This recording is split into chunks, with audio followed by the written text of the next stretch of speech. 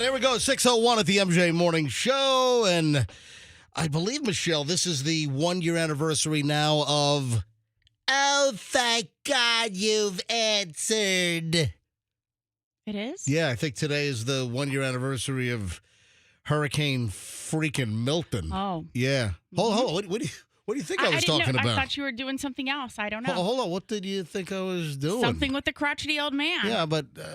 I'm sorry, I wasn't making the connection. What would have happened with the crotchety old man a year ago? That's what I was wondering. Yeah, well...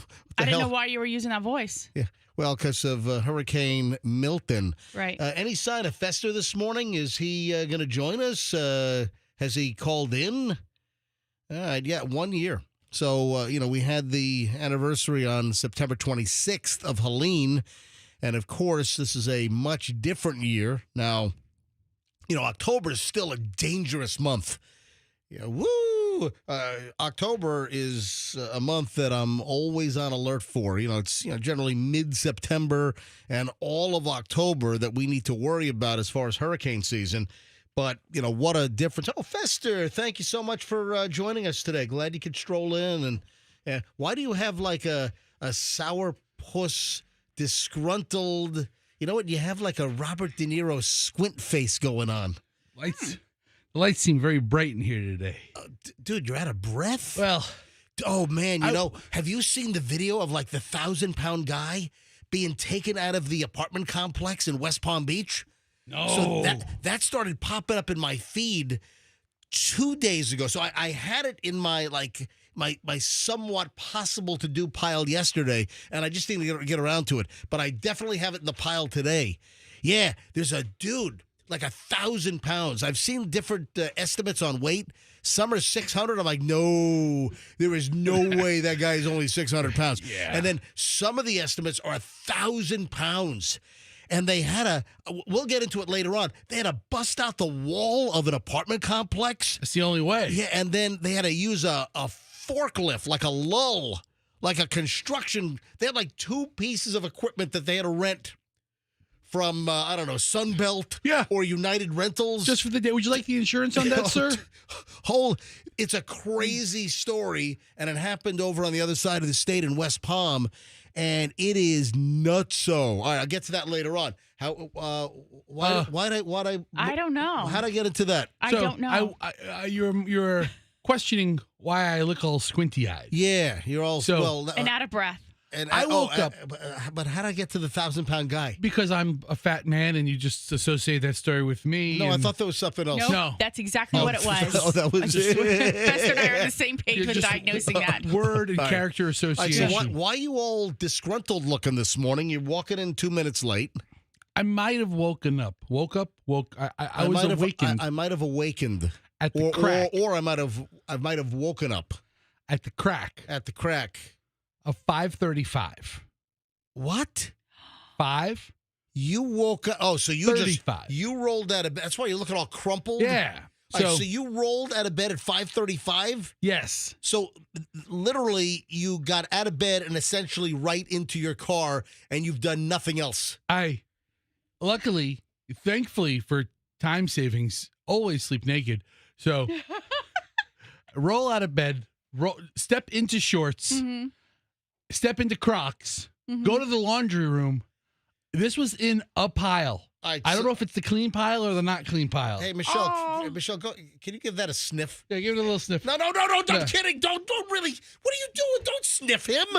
I was joking. Don't sniff. That's a terrible joke. I mean, putting your wife in that awful predicament of possibly. Come on, why would you sniff his clothing? Why would you make a joke about it? Oh, stop. I can't smell anything Russian from here. roulette. I can't smell anything from here, Fester. So maybe it was the cleaner pile. That just came out ready to be processed and folded and put away pile.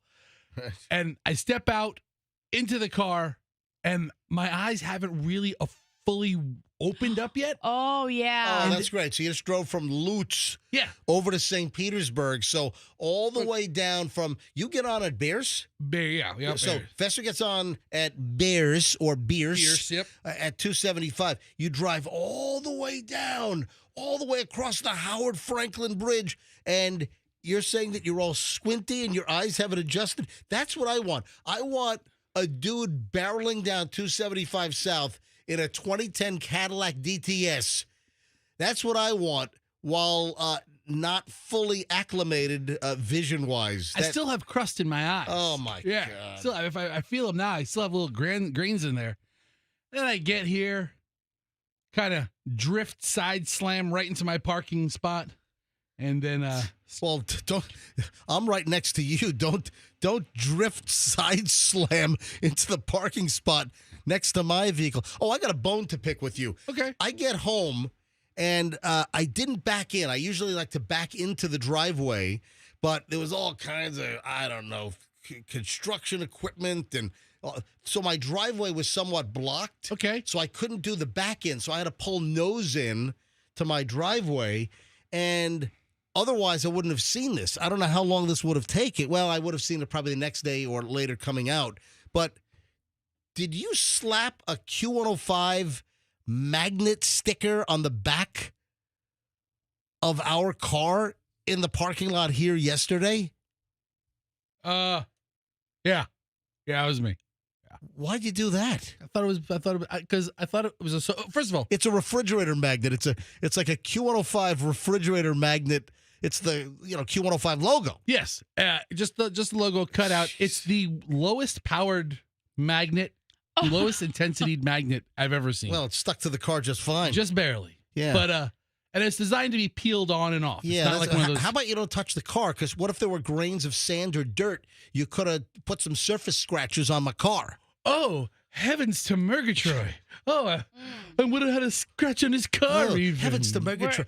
We trying to sound like the male anchor on Channel 8 in the morning. Oh, heavens to Megatroid. Hey, Fester. exit stage left. No, I was trying to sound like Snagglepuss. Yeah, well, that's what the guy on Channel 8 sounds like, Snagglepuss in the morning. I don't know. I work in the mornings. I don't get to watch TV. I never heard the guy. No, when I get in the studio about 5:30, I flip around. Breaking news in Tampa, even.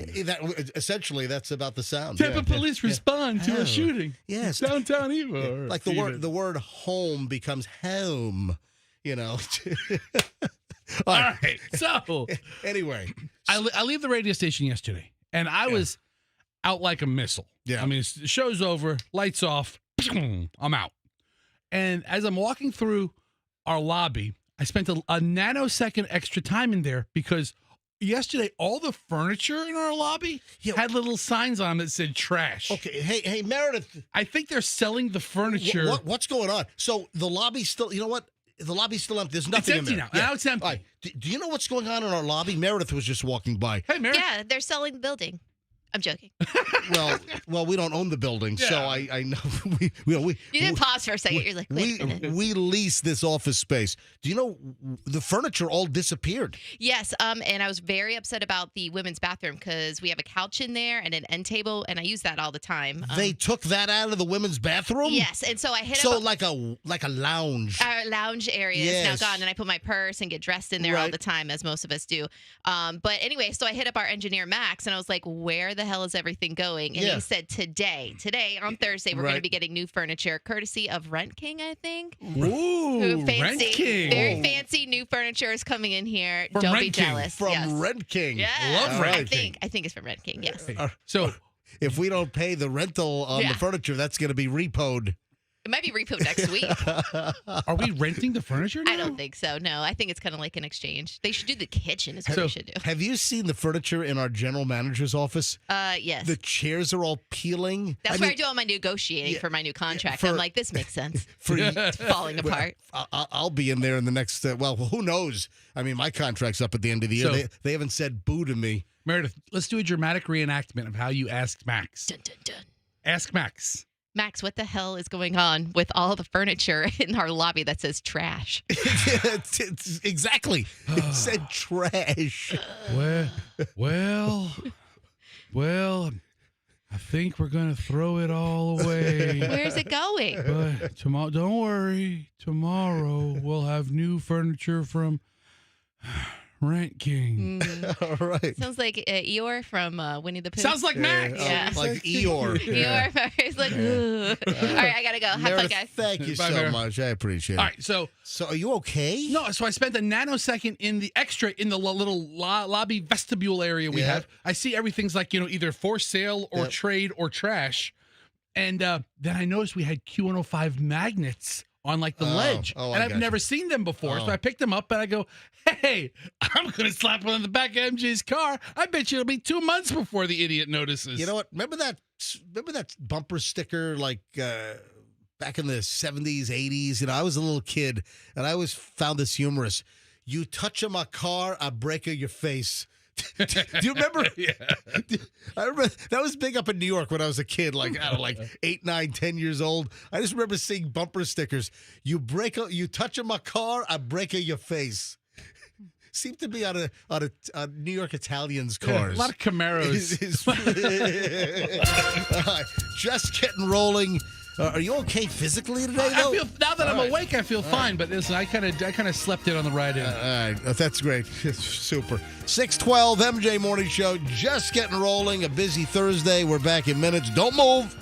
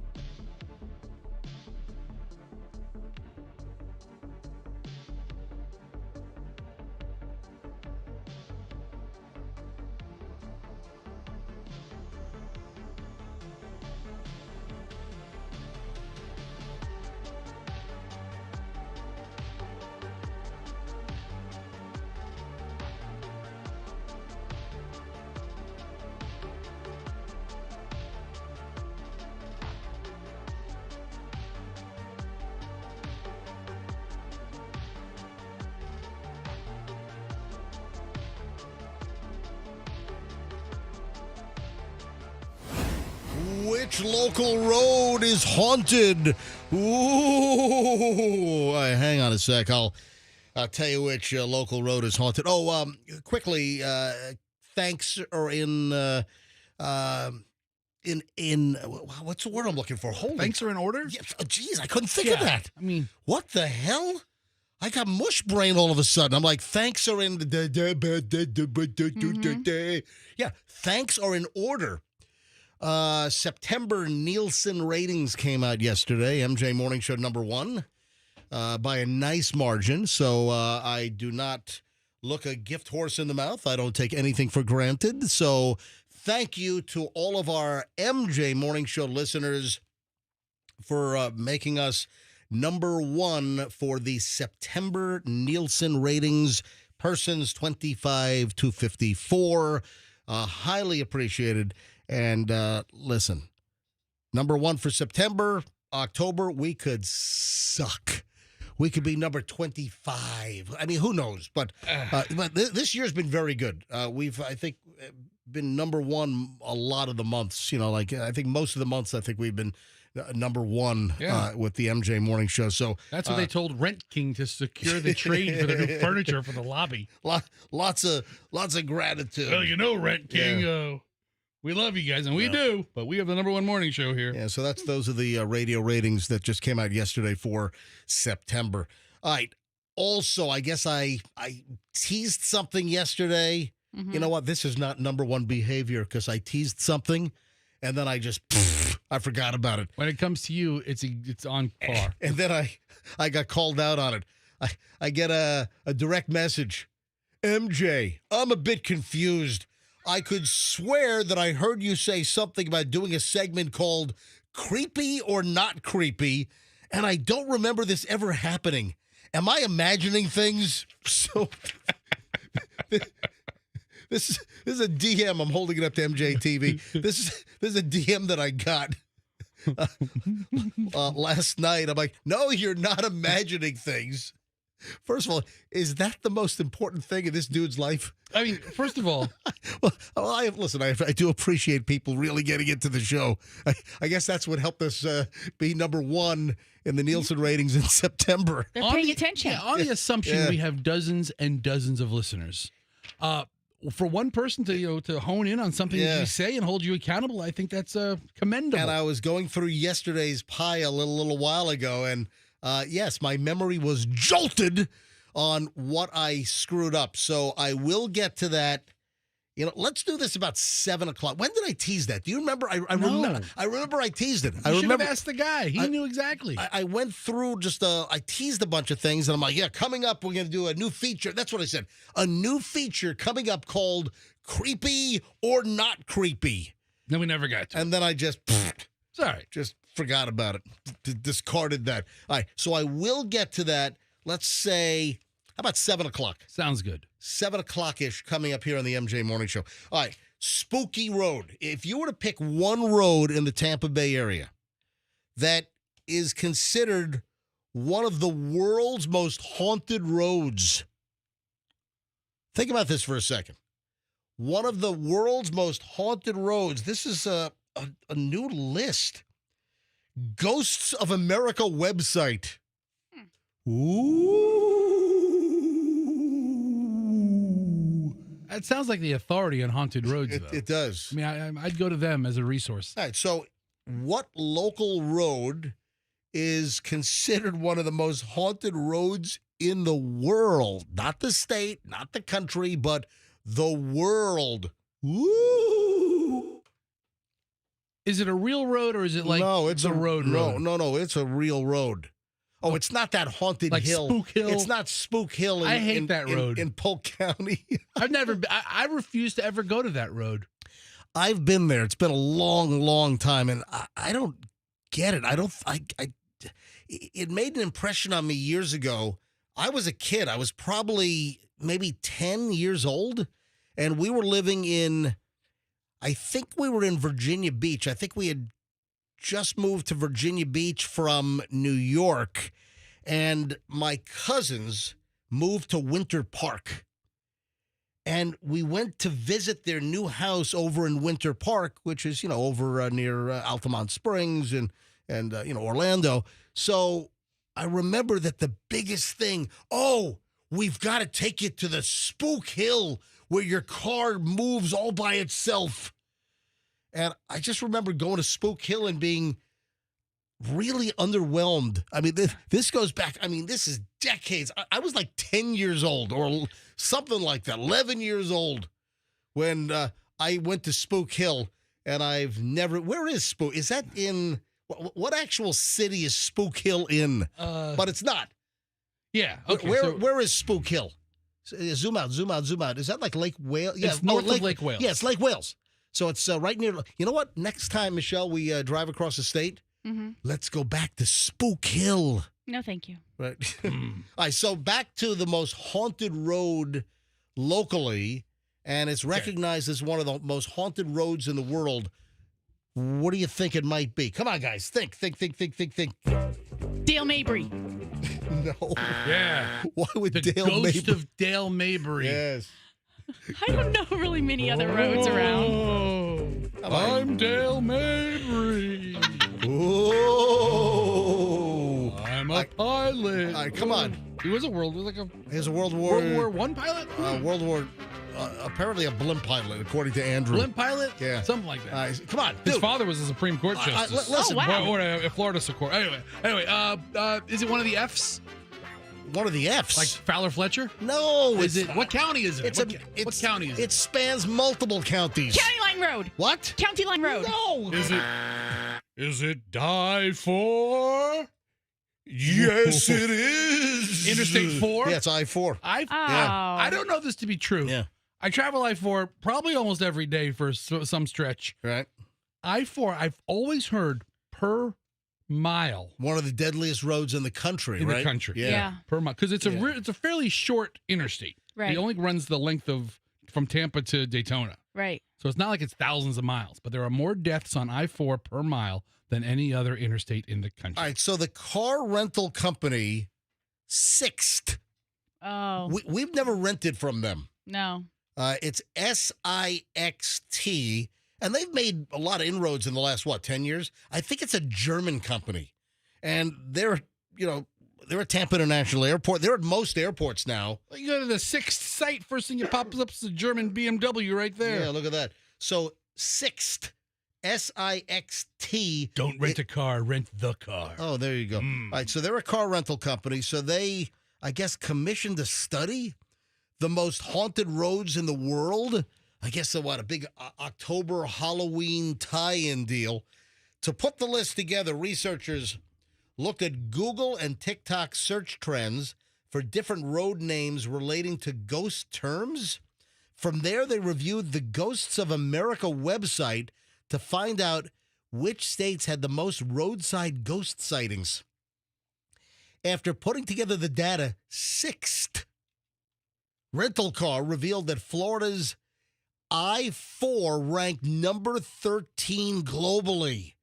The 13th most haunted road in the world is I-4, and number 5 in the United States. Listen to this. Florida's Interstate 4 ranks as the second most haunted road in the... Well, hold on, this says second. Which one is it? Hold on, the sentence before is number 5 nationwide, and then the quote says, Florida's Interstate 4 ranks as the second most haunted road in the U.S.? Hold on. Is it second or fifth? Anyway. It sounds like you're reading 3 weeks of Casey's countdown. Right. Number 13, number 5, number 2. On the rise. Locals claim it's not just haunted, but possibly cursed. Yeah, tell you what, people are cursing at I-4 every single day. Every day. And I-4 over the last, 5-6 years has gotten just markedly worse. Yeah, the road features a dead zone where cell phone and radio signals vanish. Really? Ooh. There is a stretch. Is it past Auburndale? You know that kind of that dead... Remember there was... What, in Andrew now? Remember like that... Polk City? Yeah, Polk City, maybe. Remember that area where there was that huge fog some years ago and there was that 72-car pileup? Mm-hmm. Yeah. Remember that? I want to say out in that zone...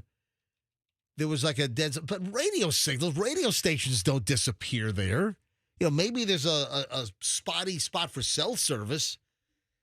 Maybe the crappy Tampa radio stations kind of fade out and the crappy Orlando ones tune in. I don't know. Maybe. I don't know. Anyway, so the road features a dead zone where cell phone and radio signals vanish, and drivers often report seeing apparitions and a mysterious floating ball of light. What the hell?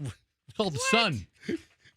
Big ball of light rises every day, in the east, around, 6:30. The rumors about the interstate aren't anything new, though. This apparently haunted dead zone refers to a quarter-mile stretch of I-4 found along the southern part of the bridge across St. Johns River.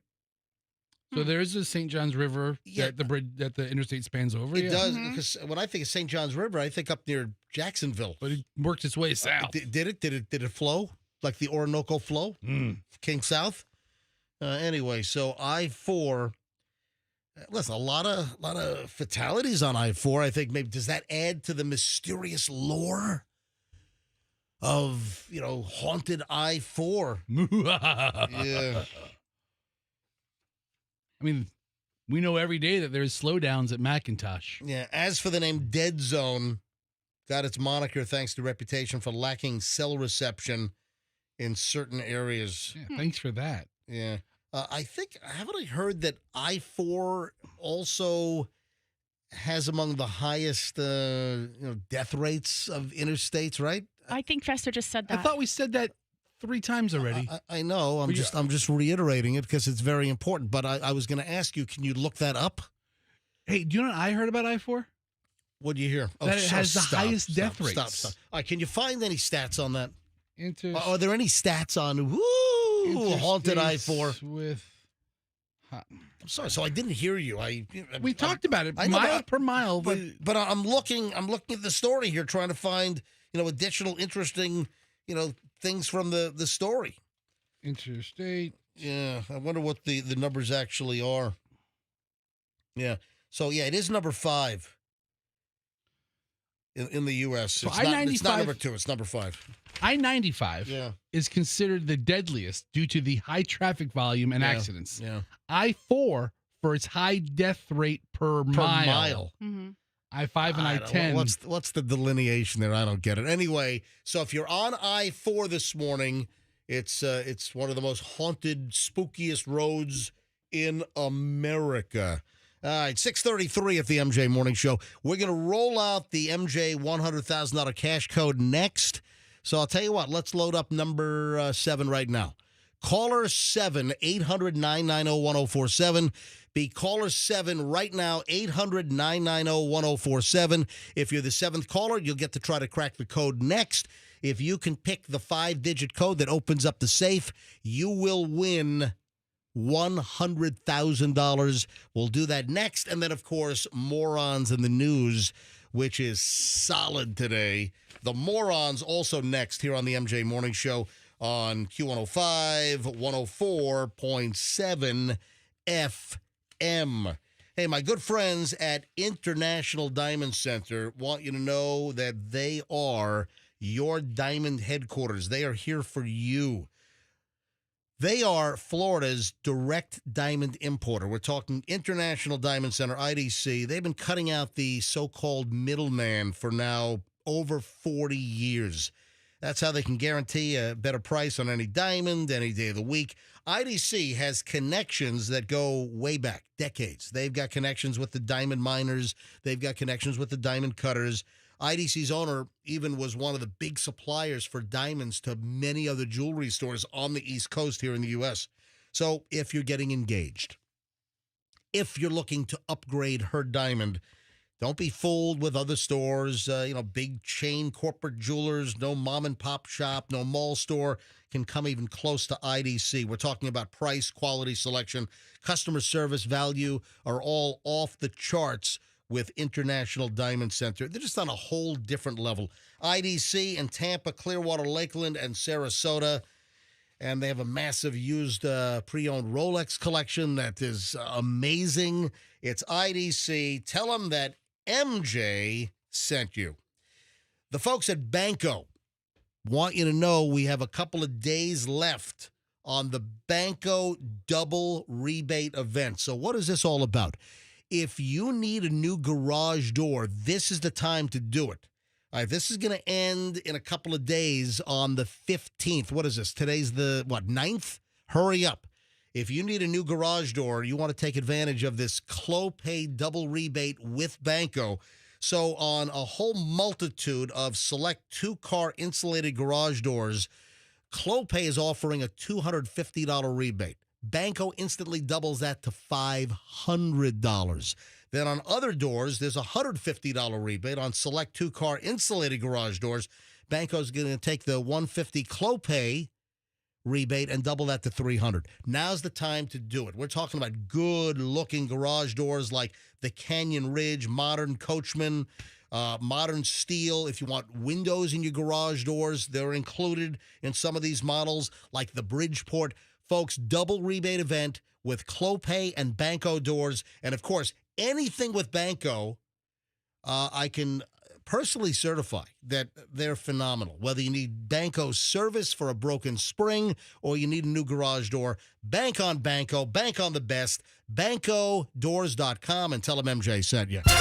6:36 next. We'll grab a caller to try to guess the code for $100,000, and morons in the news next. Don't move. There are no incidents to report right now around Tampa Bay. Traffic actually looks pretty good. Just a little bit of volume starting to build on I-4 westbound around Memorial Boulevard to County Line Road, and again around Branch Forms. So be safe and have a great day. Eyes on the road, not your phone. Keeping you updated, I'm Schreiner. Traffic brought to you by the Aggressive Attorneys, Winters and Yonker. Don't be haunted by the old stains in your carpet. Call Zero Res Carpet and Air Duct Cleaning. Get 3 rooms of carpet cleaned for only $119. Mention me, MJ, on Q105, ZeroResTampaBay.com. Hungry for something extraordinary? Discover Fresh Harvest Buffet at Seminole Hard Rock Tampa, where variety meets culinary artistry. With live-action cooking stations, experience global flavors made fresh daily. From American classics and savory Italian to a variety of delicious sushi and a full salad bar. And join us for Lobster Wednesdays and Thursdays, a fan favorite not to be missed. Fresh Harvest Buffet, open 7 days a week for lunch and dinner. Experience an elevated buffet like no other, only at Seminole Hard Rock Tampa. Gambling problem? Call 1-888-ADMIT-IT. At Dick's Sporting Goods, we have always believed sport has the power to change lives. Community happens here. Change happens here. Sport happens here. Introducing the all-new Dick's House of Sport, bringing new experiences, new services, and unrivaled selection from the top brands to a new place Brandon can call home. Featuring a track and field, rock wall, a Hittrax multi-sport cage, and 3 golf hitting bays. Dick's House of Sport at Brandon Exchange. Grand opening celebration October 31st to November 2nd. I'm Ultima Morgan. Every year, almost 30,000 babies in America are born with birth injuries. It's every parent's worst nightmare. If your child suffered a birth injury, please call our firm to find out if we can help. Visit forthepeople.com for an office near you. We finally switched to T-Mobile because with them, we can be connected here and there. ¡Listos todos! Estas son las mañanas. Now we just need to harmonize. Switch today. Get 4 Samsung Galaxy S25 phones with Galaxy AI. Plus, get 4 lines for just $25 per line. Visit a store, T-Mobile.com, or call.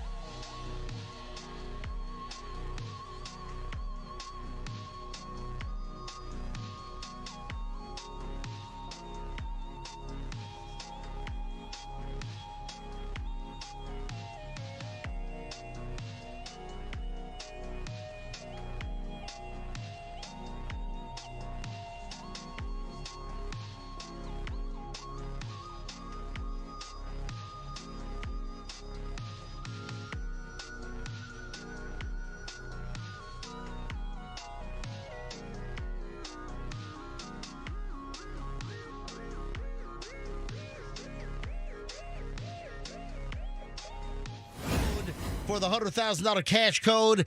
If you have the code, the safe opens up. We'll enter it right now. You win $100,000. Billy! Yes, don't you lose that number, Billy. Billy, don't you lose that. Billy, what's your 5-digit code?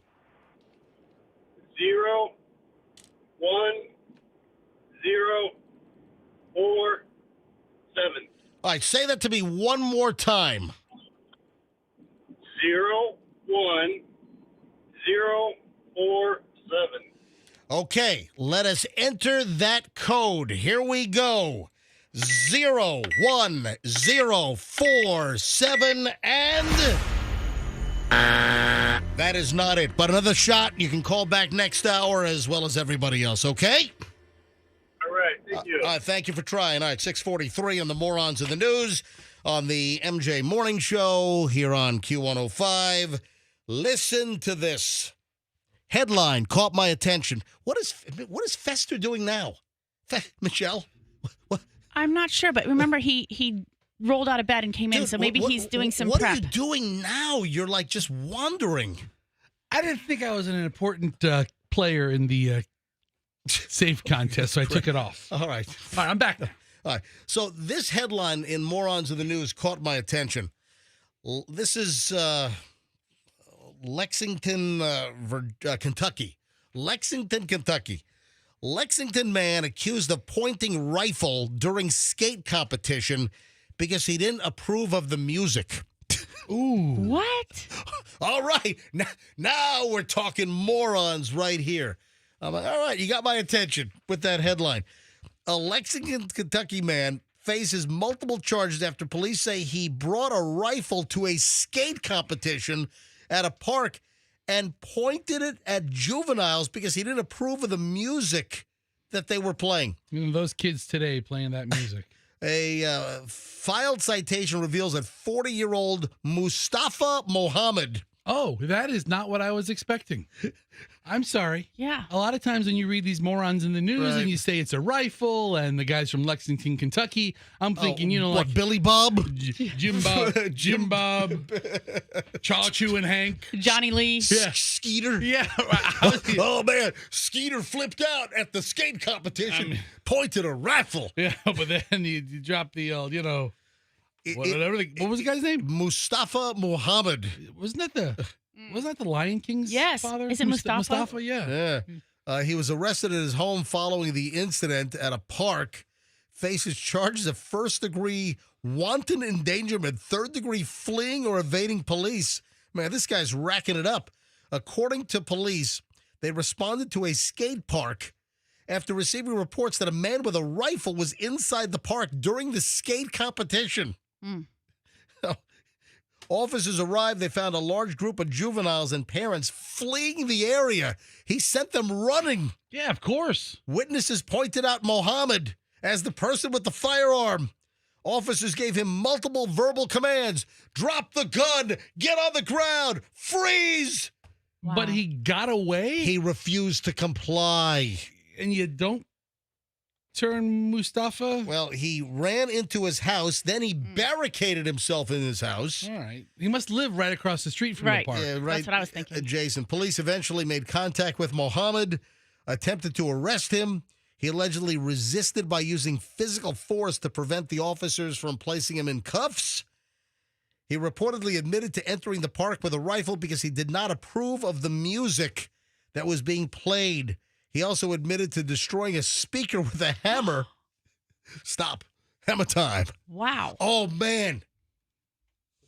Mustafa is a huge MC Hammer. Hold on a minute. How ironic would that have been if they were playing MC Hammer and he didn't approve of that music and Hammer Time was playing and then he bashed the speaker with a hammer? Can you imagine that? Stop. Hammer time. What if he hit the speaker perfectly Hammer time. at the word stop? Oh. Stop. Stop. Hammer time. Yeah. Doesn't even make the hammer time. Oh, just Stop. Yes, because that's when he hits it. Just Stop. Stop. Slam. Stop. Right. Just like that. Stop. And then MC Hammer screaming like a victim, begging, please. Oh.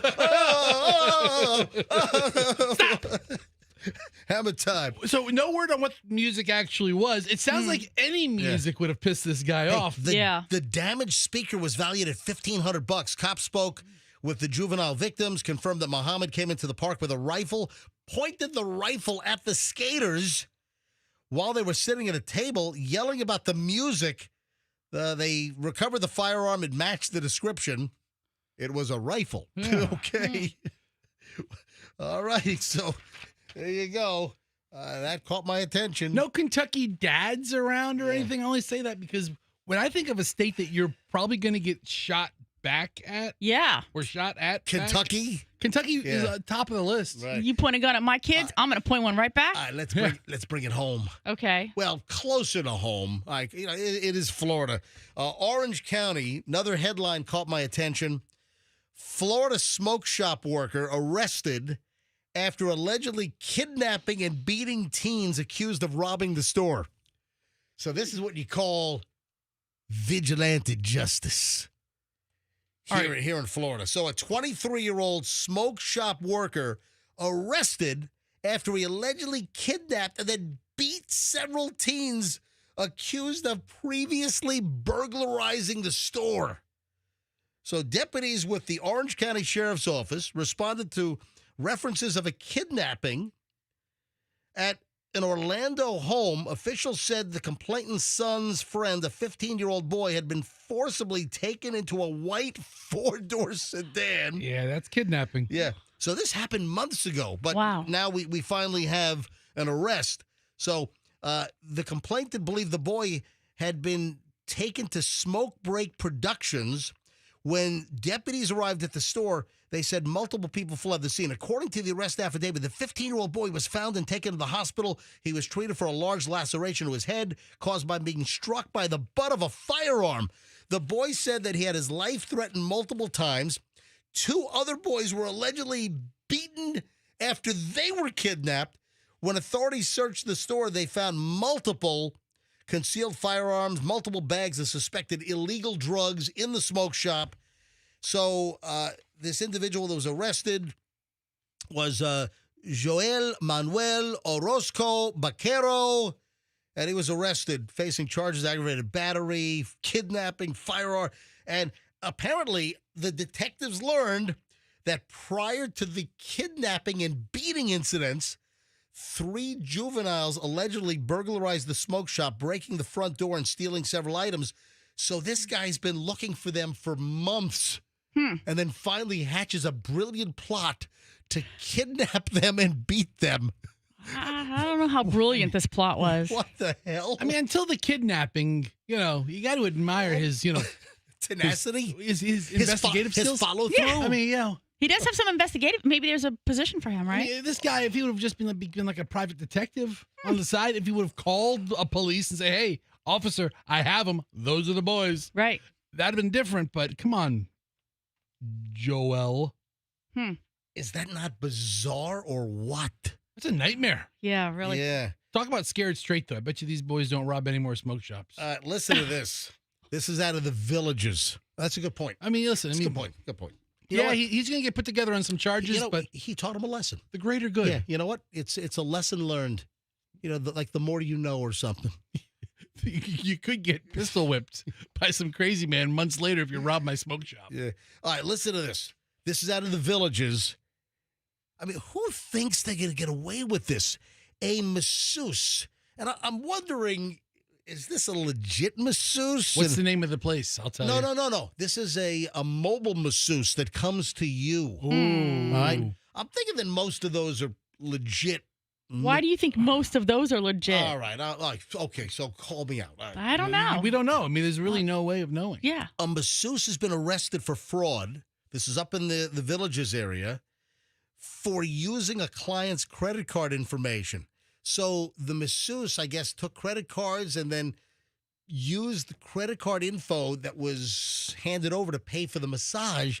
And she's like, "Oh, I got this client's credit card info. I'm just going to go on a shopping spree with the." Yeah, you know what? That's going to come back and bite you. Yeah, that's pretty traceable. Yeah, so the masseuse has been arrested for fraud using a client's credit card for numerous transactions at Sam's Club up in Lady Lake, Florida. Deputies began investigating fraudulent charges on a credit card involving a 28-year-old named Melissa Sue Harmon, according to the arrest report from the Marion County Sheriff's Office. Yeah, the owner of a construction company in Ocala called the Boring Construction Company. Okay. It's like, didn't Elon Musk have a company, the Boring Company? He still does. Boring tunnels and stuff. Making all these tunnels in L.A. I don't think it's related. So the owner of the Boring Construction Company up in Ocala, he told police that he had found that his company's credit card had fraudulent transactions, and he still had the card. The card was never missing.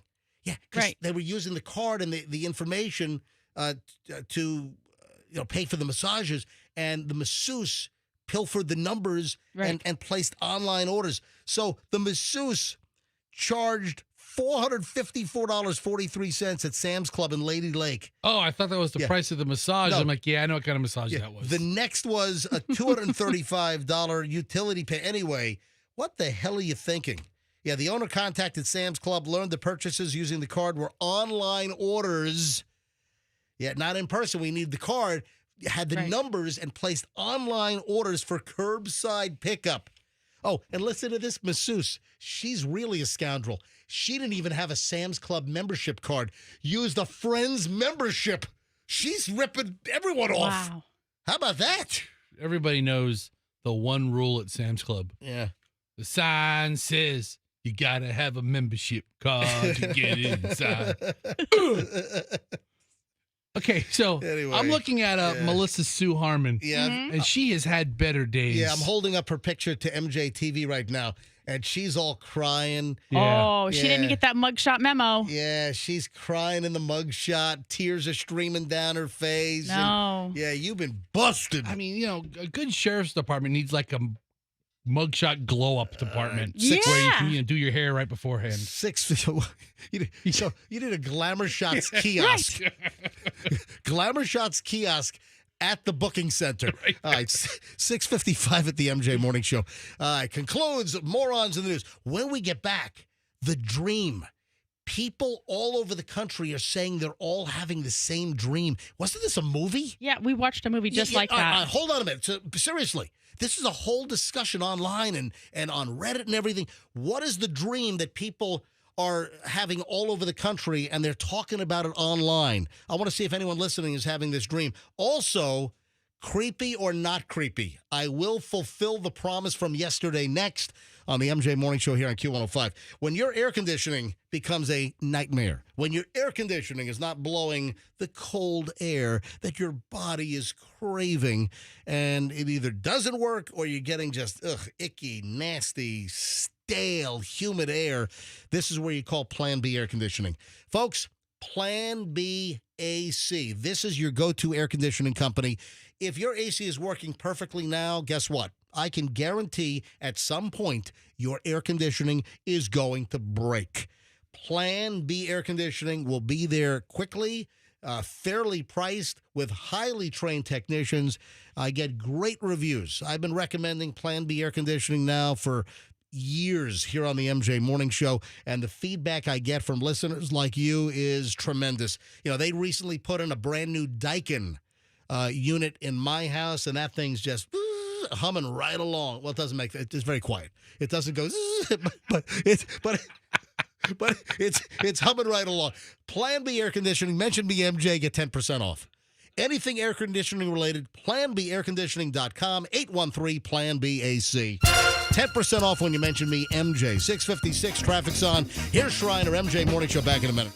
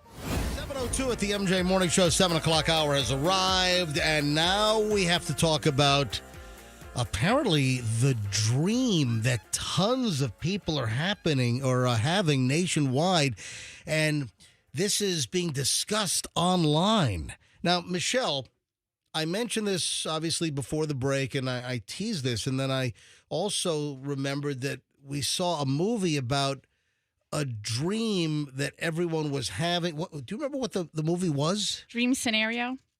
Hold on, that was the name of the movie? That's like the dumbest name for a movie about dreams. Okay, maybe it's not.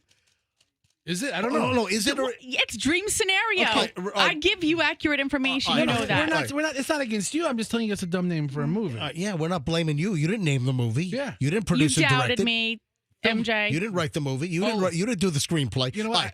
Down here in the credits, Michelle. Yeah. All right. So what was Dream Scenario about? Remember, it was like a university professor, and for some reason, all the people around him in the community started having dreams and then he was in the dream. Like he was raking leaves in one scene. It was like some girl's dream, or maybe that was his daughter. And then someone, like a colleague, started having a dream. And so then I think so many people in the community had a dream or were having dreams that involved him. It just like caused his wife then wasn't having a dream with him. And so it was all a big problem. All right, here's the deal. Strangers all over the country are having the same dream, which is described as weird, and it takes place in a mall.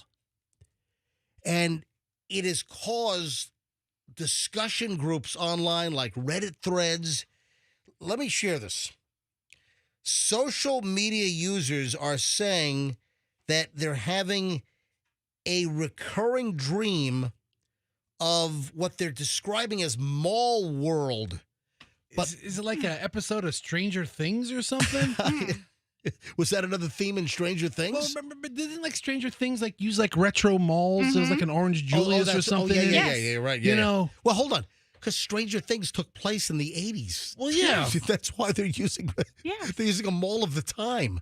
It's not like I get it. Not like it's modern day. They're going back to like a retro mall. That was the time. So those who have experienced this phenomenon saying that it has, the same basic setting, an indoor shopping mall. So is it just a coincidence? Is anyone listening that is having the shopping mall dream? And if you joined any of these discussions online, have you had any friends or coworkers or colleagues? So I guess what I'm asking for, if you're having this mall dream, mall world that all these other people are having, could you call us up and tell us what you're experiencing and when this started and some of the details? 800-990-1047. Listen, I'm going into this blind. I have no idea if we're going to get calls, but I've read numerous stories now, and people are just discussing this like wide open mall area and, with different attractions inside. Now, some of the dreams vary, but the common theme that it's like a big, vast, open mall. So is it just a coincidence? Is it more than a coincidence? Yeah, I guess the Post spoke to a dream expert who says it could be more than a coincidence. At the first level, every dream is an interior discussion about a subject from this week you're attempting to come to a conclusion about. This is according to Lane Dalphin, a dream analyst. Though the events of the dreams vary from person to person, the similarities have sparked this discussion online. Like Fester just found one of the threads on Reddit. Why do we dream of malls? I think of a mall, and I think we're all at least the three of us are of the age where we kind of grew up in the golden age of malls. Mm-hmm.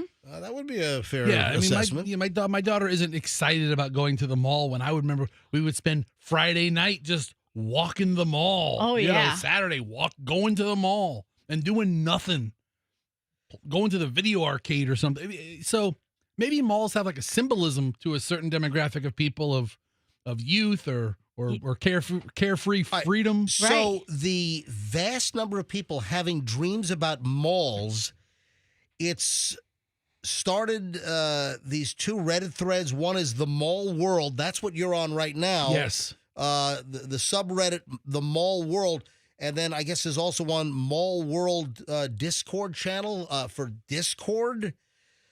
I originally created this page to make sure that I wasn't the only one experiencing this stuff, said the creator of the Mall World on Reddit. This has gotten much larger than I expected. Wow, people having the same type mall dream.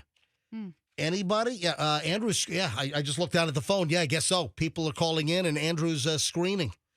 So if you're having this recurring dream about a mall, I want to hear about your mall. Let's go. Was there an Auntie Anne's Pretzels in your mall? Oh man, I know it was an MJ's mall. Was there Claire's? Is it Claire's out of business? What's the one that's out of business? Or is it Claire's? All right. I ever tell you the time I was young, just started the radio station, and I ran into MJ at the mall? No. Yeah. Hold on. Save that story. Yeah. I ran at the mall. Hold on. Wait a minute. I'm like, hey, you're MJ. You're the morning show guy. Hold on.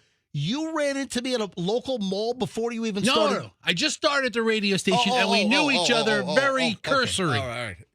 So you were working promotions before you started working on the morning show. And then they bought me something. Just hold on to that thought. Hang on. We'll go back to that. Let me go to phones here. Are you having this recurring mall dream that apparently is sweeping the country and people all over are having the same basic dream? 800, it has to do with a shopping mall, a big mall scenario. 800, this is a little spooky, a little creepy. All right, 800-990-1047, 800-990-1047. Bobby in Bradenton. Hey, Bobby, you're on the MJ Morning Show. Hey, how's it going? All right, Bobby, are you having the mall dream? I am over and over again. I've had it for the last 2 weeks about DeSoto Mall and being entrapped inside there, not being able to get out. And, they closed that mall down. Oh, man. And you're saying this started 2 weeks ago? Yeah, about that. Were you aware that people nationwide are having the same basic dream about malls? No idea until I started listening to the radio this morning. Look at this. See, this is why people listen to the show, because they find out about things that they had no idea. He's having the dream. Now he's hearing me do the story about the mall. He's like, holy, how often? Are you having the dream every night, Bobby? Just for the last 2 weeks, every couple nights I've been having it. Yeah, I didn't even know it was any correlation or anything until I started listening on the radio this morning. And I was just telling my wife that, Jesus, that's the same dream I was having about the DeSoto Mall. Is the mall open? Are all the businesses open? Or is it just like desolate? It's dark and they're all shut down. Oh, wow. All right. Bobby, does anything spooky happen? I mean, are you getting chased? Is Paul Blart Mall Cop running around on a Segway? I mean, what's going on in your dream? Nothing like that. No, nothing like that. It's just dark and I'm lost and I'm trapped inside the mall and I can't get out. What about the ladies in the food court? They try to give you some teriyaki chicken on a toothpick? Just the pizza, man. That's just the pizza. Bobby, you might want to jump on Reddit and maybe read some of the discussion threads. The Reddit thread is The Mall World on Reddit, and you can see if people are having similarities to your dream, okay? It will do, man. Thanks. I appreciate it. I'm freaked out now. Yep, you got it. Brad is in San Antonio, Texas. Hey, Brad, you're on the MJ Morning Show. Thanks for listening online. Go.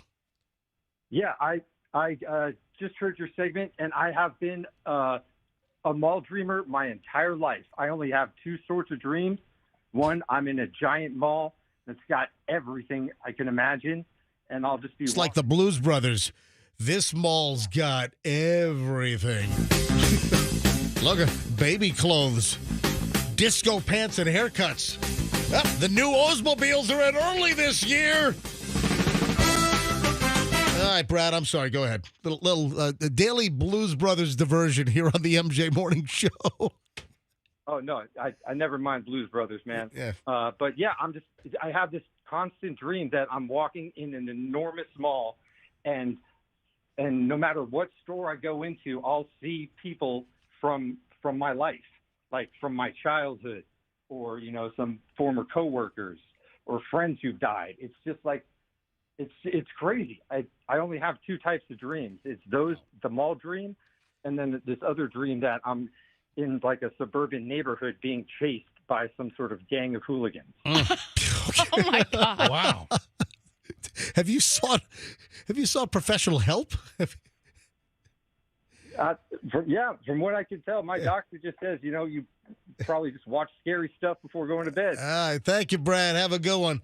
All right. One more call on this. Chrissy is in St. Petersburg. Chrissy, MJ Morning Show, you're up. Go. Good morning. My question is everybody having the same mall dream, or is it the mall you grew up with? Are we all like walking through the same mall in, the giant USA mall, or are we all walking through Tyrone Mall, our own mall? Yeah, I think everybody's mall experience is different. Yeah, so there's a variation. The events of the dreams vary from person to person. The similarities discovered, though, have caused this online discussion and these, viral Reddit groups. So there are subtleties and differences in the malls, but it's just the fact that for whatever reason, so many people are dreaming about malls right now that it's caused a nationwide discussion. So, again, subtleties and differences in the dream. So it's not like everyone's having the exact same scenario, the same mall. It's just about malls. And why is this? Why are people by the hundreds and hundreds of thousands, maybe millions, dreaming about malls all of a sudden? Maybe nostalgia. They want to go back to the best times of their lives. Yep, there you go. Hanging out at the food court on a Friday night, I guess. Chrissy, thanks for the call.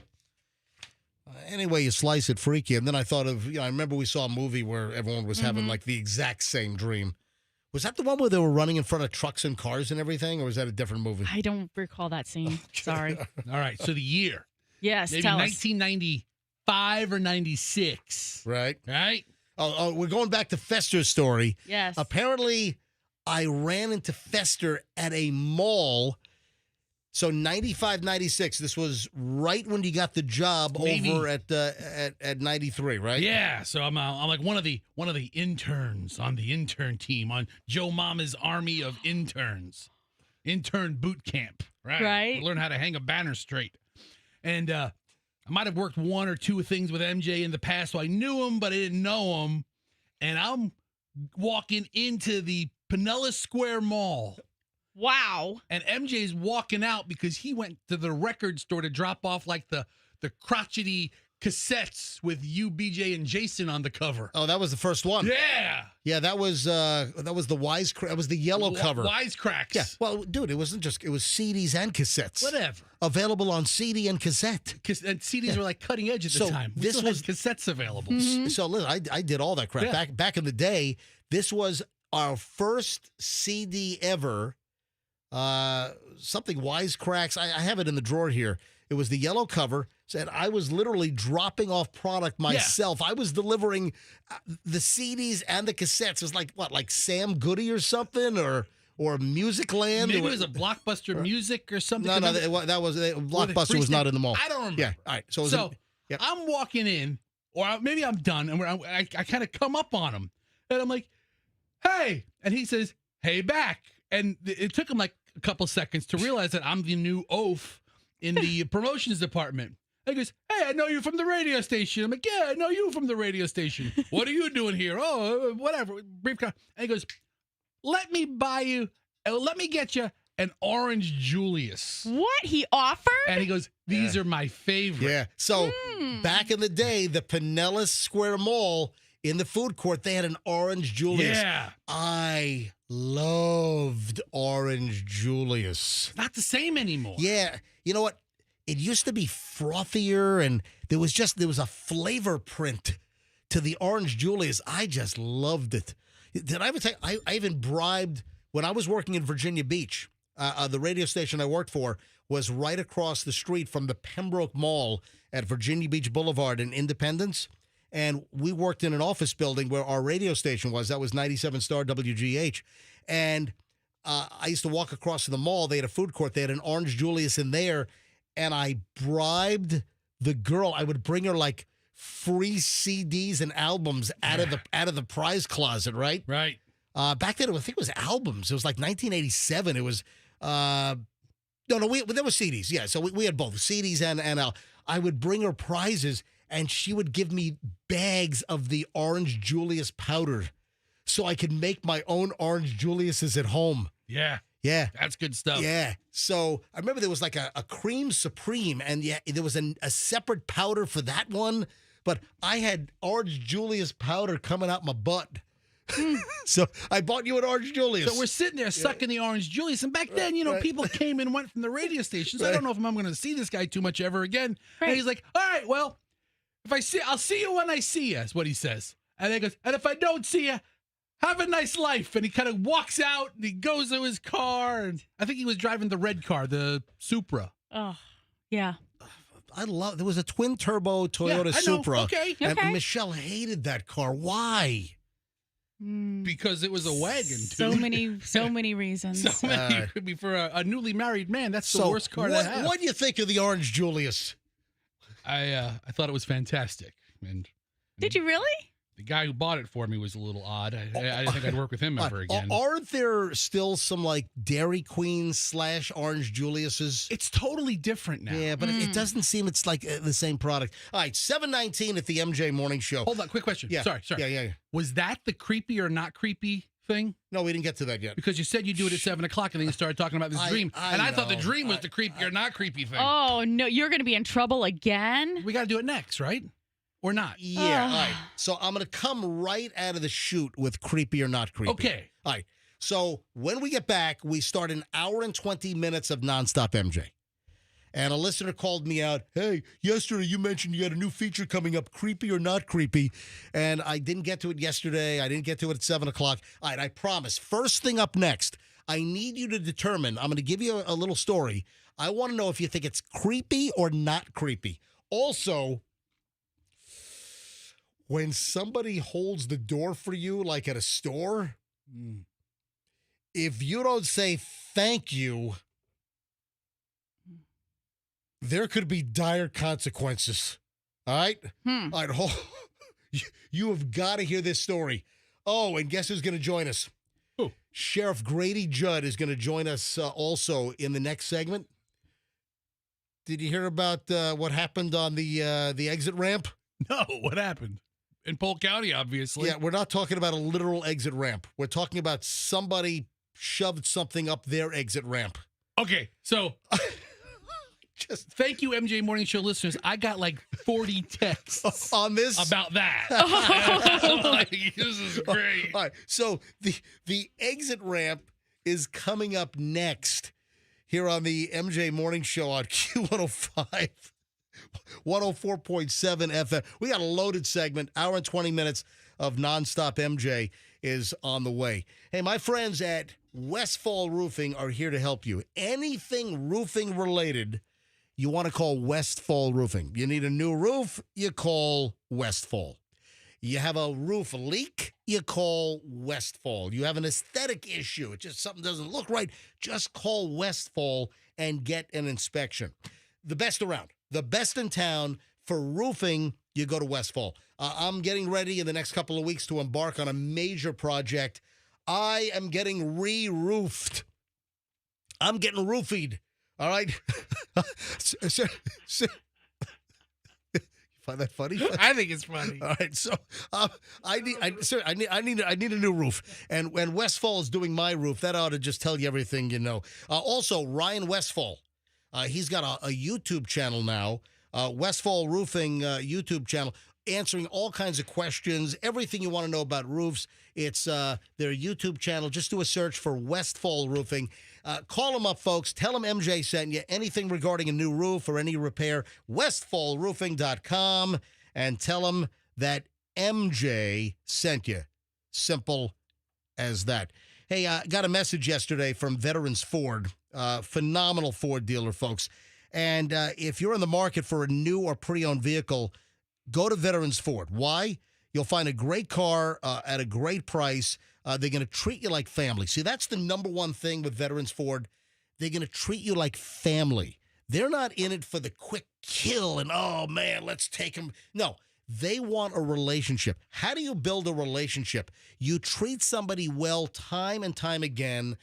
Also word of mouth, friends, neighbors, coworkers. Hey, where'd you get your new car? Oh, I got my F-150. I got my Explorer. I got my Mustang at Veterans Ford. Let me tell you how good they are.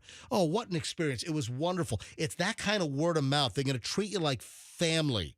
Veterans Ford has an amazing selection of new. They have an amazing selection of pre-owned vehicles right now. Interest rates as low as 0%.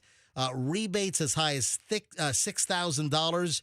Very aggressive pricing right now. Walk in to Veterans Ford and tell them you want the MJ deal, and no other Ford dealer in town will beat their price. Veterans Ford, Linebaugh, and the Veterans Expressway, and tell them that MJ sent you. The deal for October is strong from Zero Res. And, I've gotten also a bunch of emails and DMs lately from people saying, MJ, thank you for the Zero Res recommendation. I got an email, just a glowing story. Oh, hey, I heard you talk about getting your carpets cleaned with Zero Res, and their process is better than the others. Get into that in a second. And they came out, they cleaned my house. They did like 4 rooms of carpet. And they're like, oh, the house looks brand new. And it was like, MJ, you were so right about Zero Res. Folks, if you need your carpets cleaned, you call Zero Res. The process is ZR water. They don't leave the soaps, chemicals, shampoos that the other carpet companies leave. That attracts dirt faster. Also a smell. You want the ZR Water patented process. Your carpets get cleaner, they stay cleaner longer. Right now, get 3 rooms of carpet for only $119 when you mention me, MJ. Go to ZeroResTampaBay.com, ZeroResTampaBay.com, mention me, MJ. Call them up and say you want the 3 rooms for $119. ZeroResTampaBay.com. At 7:24, traffic's on. MJ Morning Show back in a minute.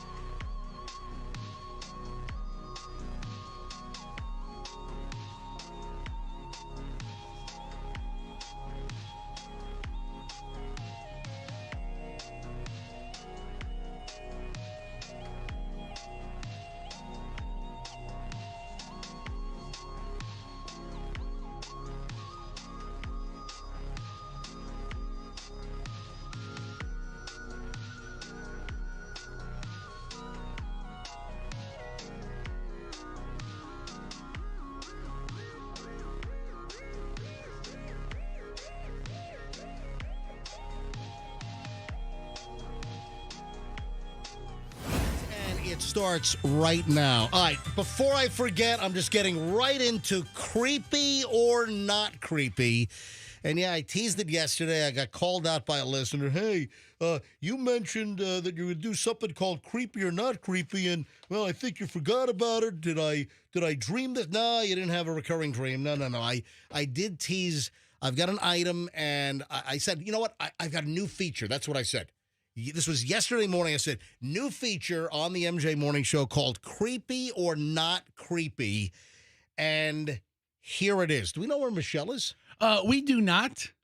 So she could be having a smoke. All right. She could be in the facilities. She's not having a smoke. I wouldn't be surprised. Hey, let me look outside on the side of the building. Yeah, there are picnic tables out on the side of the building where, like, the smokers in the building. Hey, Fessa said, I said, where's Michelle? And she said, probably out. Fessa said, probably out having a smoke. Yeah. Sounds like a good idea. Oh, yeah. You had to grab the microphone. Sorry, sounds like a good idea. Yeah. All right, so I'm glad you're back because I need you here for creepy or not creepy. So, and then Grady Judd's going to join us, Sheriff of Polk County. Another crazy story getting national attention because of something that somebody shoved up their butt in Polk County. That's making news now. There's some determined people in Polk County, I'll tell you what. Where there's a will, there's a way. A whole meth lab was found up someone's butt in Polk County. All right, here's the deal. Creepy or not creepy? A teen that went missing 15 years ago. Police searched for this missing teen 15 years ago, and now the teenager is engaged to get married to one of the cops that was searching for the missing teen. Is that creepy or not creepy? All right, I saw this headline. Did you? Yeah. And my first impression is not creepy because everybody ages up. I mean, if you're... She was 13 years old. You got a cop that was searching for this girl when she was 13. Here's the deal. Things are different when she's 28. A Tennessee woman ran away as a teenager, has now fallen in love with the cop that went searching for her 15 years ago. Right, how old's the cop? Well, the cop was, I guess, she's 28 now, and the cop is now, I guess, 38? Okay, so a 10-year difference. She's 23. She's 13, and a new 23-year-old cop is part of the search team that helps find her. I don't know. I don't have an issue with this. We're grown adults. I guess my question is, how did they reconnect? Like, have they been in touch all this time since she was 13 and found? Has he been somewhat of a mentor and because I mean, I think in the story she actually fled from her home. I don't know what happened. Again, she was 13 when she went missing. Her name is Roisin Ali, 13 when she fled her home in Jackson, Tennessee. Right. She was in fear of her father. Tyler Schrupp was one of the police officers assigned to find her. Anyway, she eventually did return. Then you fast forward 12 years, grown-up Ali lands a job at the sheriff's office, and they, I guess, meet at the sheriff's office. They reconnect? And, so that's okay. Is that, so, again, my question is creepy or not creepy? I think it's okay because it wasn't like they were in contact all that time in an awkward way. Or he was like in a grooming capacity exactly through her formative years, and then she's like 18 and then marries the guy. Right.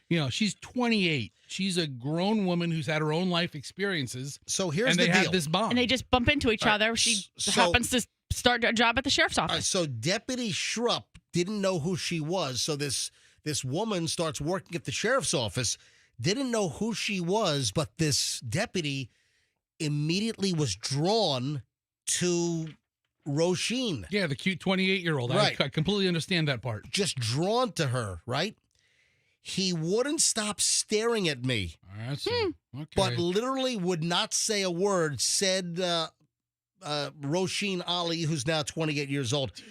He said, I thought she was beautiful. This is why I was kind of nervous to talk to her. Once they began talking, they felt an immediate connection, which led to Ali opening up about the trauma of her youth. So as she's talking about the youth, he's like, bing, light bulb goes off. Wait a minute. You're the missing 13-year-old that I was searching for 15 years ago. I don't know. There's a little bit of a creepiness to this. Maybe I'm seeing things just a little differently. Yeah, you are.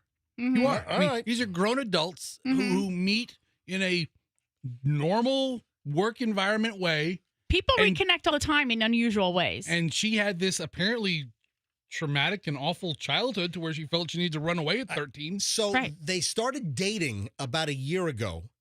They've already had a kid together. So they already have a 5-month-old kid, right? And now they're set to get married. Old Deputy Shrupp, he gets right to it. He's like, well, yeah, make up for lost time. Yeah, there's a picture of her and some Daisy Dukes. I mean, like right out of the TV show. Standing next to him. Anyway, listen, I just wanted to roll out creepy or not creepy. I still think there's a little bit of a creepy element here, but happenstance, there was an attraction and then, found out, oh, wow, you were the 13-year-old runaway that I was looking for 15 years ago. And now they're having, they're procreating and now they're getting married. I mean, if there's a 15-year age difference between spouses, right? Mm-hmm. When you were 20, they were 5. Right. I mean, there was always that. Yeah. I mean, if you want to do the backwards math, you can, but I don't think this is creepy. All right. Speaking of law enforcement, I've got to get Sheriff Grady Judd on the phone. We've got a great news story out of Polk County. This should have been your creepy or not creepy segment. Mm-hmm. Oh, you think so? Creepy or not creepy.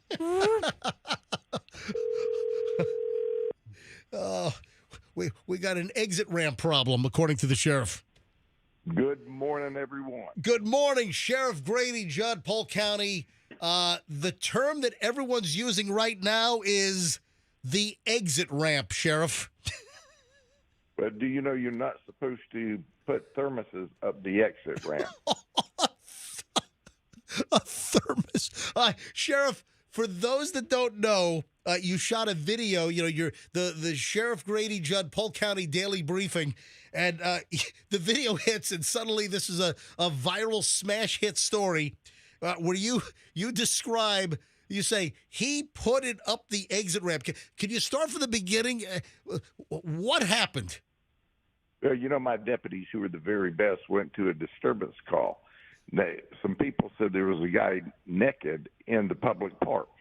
So we ask you, is he naked or is he buck naked? Because, you can be naked if you're wearing your socks. Right.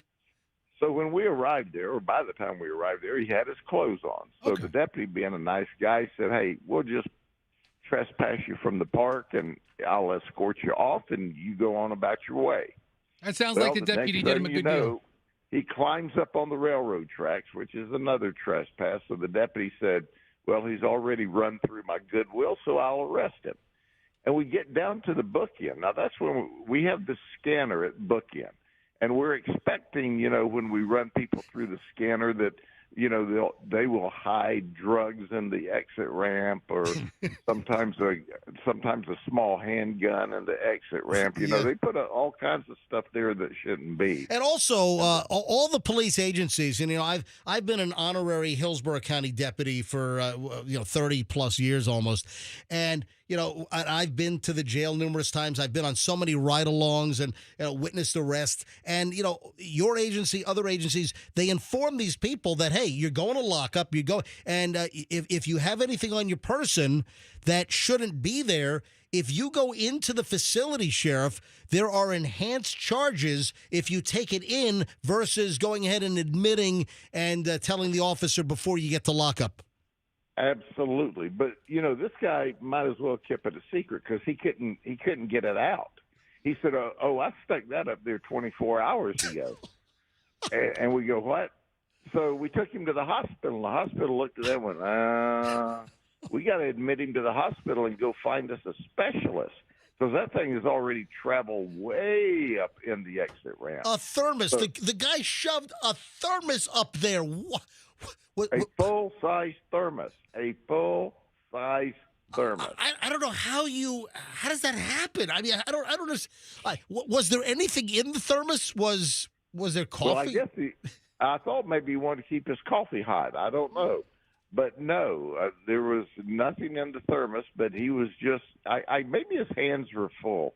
You know, he goes, well, I got this thermos and I got this backpack and it won't fit in there. I'll just stick it up my butt. You know, I don't know. So anyway. Was the thermos... The deputy who ultimately saved his life, he threatened to kill him. Oh, jeez. All right. Was the thermos was it successfully removed from his exit ramp? A very talented physician was able to back it out of the exit ramp. Oh. Wow. Was there something in there? Well, no, was there coffee in there? No, it was empty. It turned out to be empty, yes. But just imagine, you know, we have seen lots of things there, but we have never seen a thermos. And we've never seen a Volkswagen. That's about the only two things. All right. Volkswagen, I'm predicting, is going to be next month. Sometime in November, you'll find you think it'll be a Volkswagen SUV, or you think it'll be the Beetle, the Bug? I think it'll be the smaller one. There you go. You know, people actually thought that we put this thermos behind him and took this shot so we could. No. We did not put it behind him. It was up the exit ramp. I mean, the X-ray shows a cylindrical thermos. I mean, it's in the middle of his body. It's insane. It's got to be uncomfortable. Yeah, all the organs are right there. Yeah. Yeah. Well, do you know, if you look real closely, the top of the thermos is parallel to his bottom rib.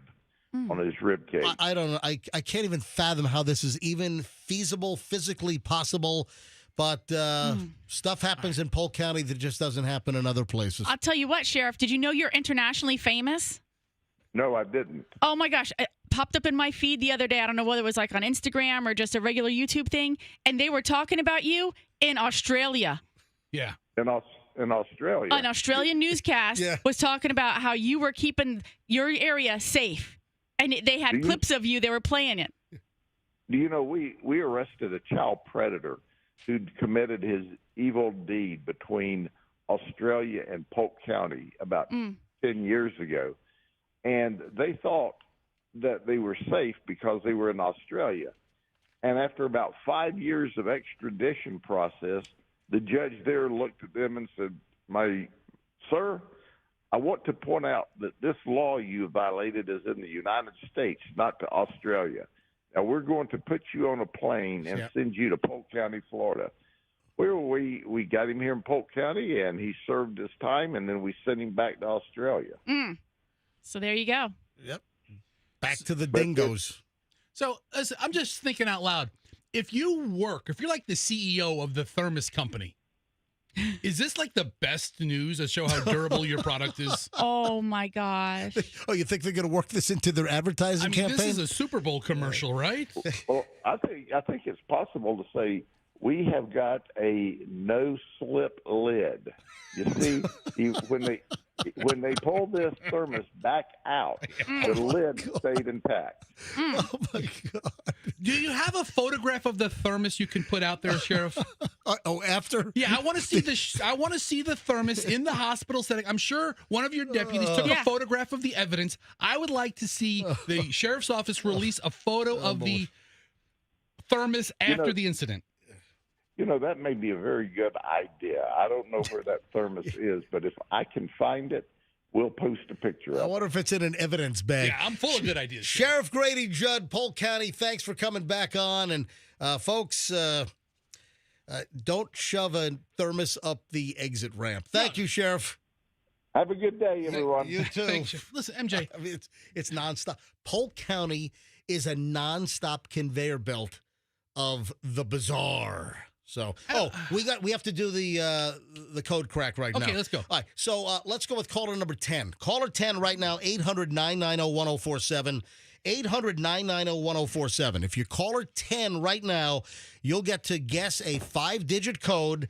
If that code opens up the safe that was just dropped on the counter here in the studio, you'll win the $100,000 inside. Yeah, just guess a random 5-digit code. If the safe opens up, we'll do it live. We'll do it live.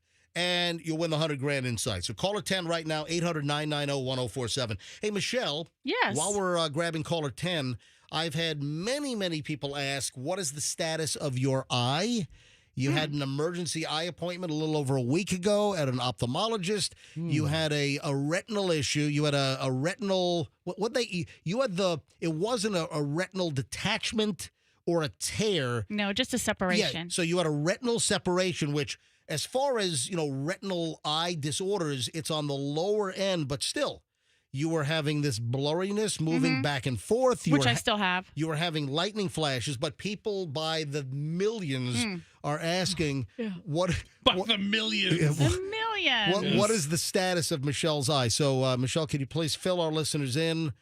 Are you still getting lightning flashes? I am still getting them, but very limitedly. So you know what? That mostly happens at night as we're getting ready to go to bed, and like when I'm in the dark room. So maybe they are happening now, and I don't see them necessarily. Yeah. The noise is what's driving me nuts. So every time there's a lightning flash in Michelle's eye, and then I start hearing the weather started getting rough. The tiny ship was tossed. And then you have a blur that's going back and forth. Right, that's still there, but I feel like it's diminishing or decreasing. So both are diminishing. Yes. So the retinal specialist, he said that it should heal itself over time. Over a couple of weeks? We didn't say a time, but he wants to see me next week, which was 2 weeks away from my appointment, my original appointment, to verify that everything is clearing up. And if I had, if my problems got worse, to definitely call him. But it seems like it's following the course that he said. So all of those that were concerned about Michelle's eyeball, it looks like it is on the mend. Thank you. Thank you for the concern. Absolutely. And you are accepting edible arrangements. No, please don't send me. Can you imagine 55 edible arrangements start showing up? That's a lot of fruit. Don't. That's a lot of fruit. I mean, one would be appreciated, but 3, it's too many. Send Michelle a thermos. No. All right, so let's grab a call here to try to guess the 5-digit code. And then, you got to hear this. It always peeves me when I hold a door for somebody at a store and they don't say thank you. Oh, that peeves me off, man. Wait till you hear. This is a warning. I have a warning. In a minute. Lori in Sun City Center. Lori, welcome to the MJ Morning Show. Hello. Lori, I need a 5-digit code. Do you have a 5-digit code in mind to open up the safe? I do. Let's go. What is that number, please? 89474.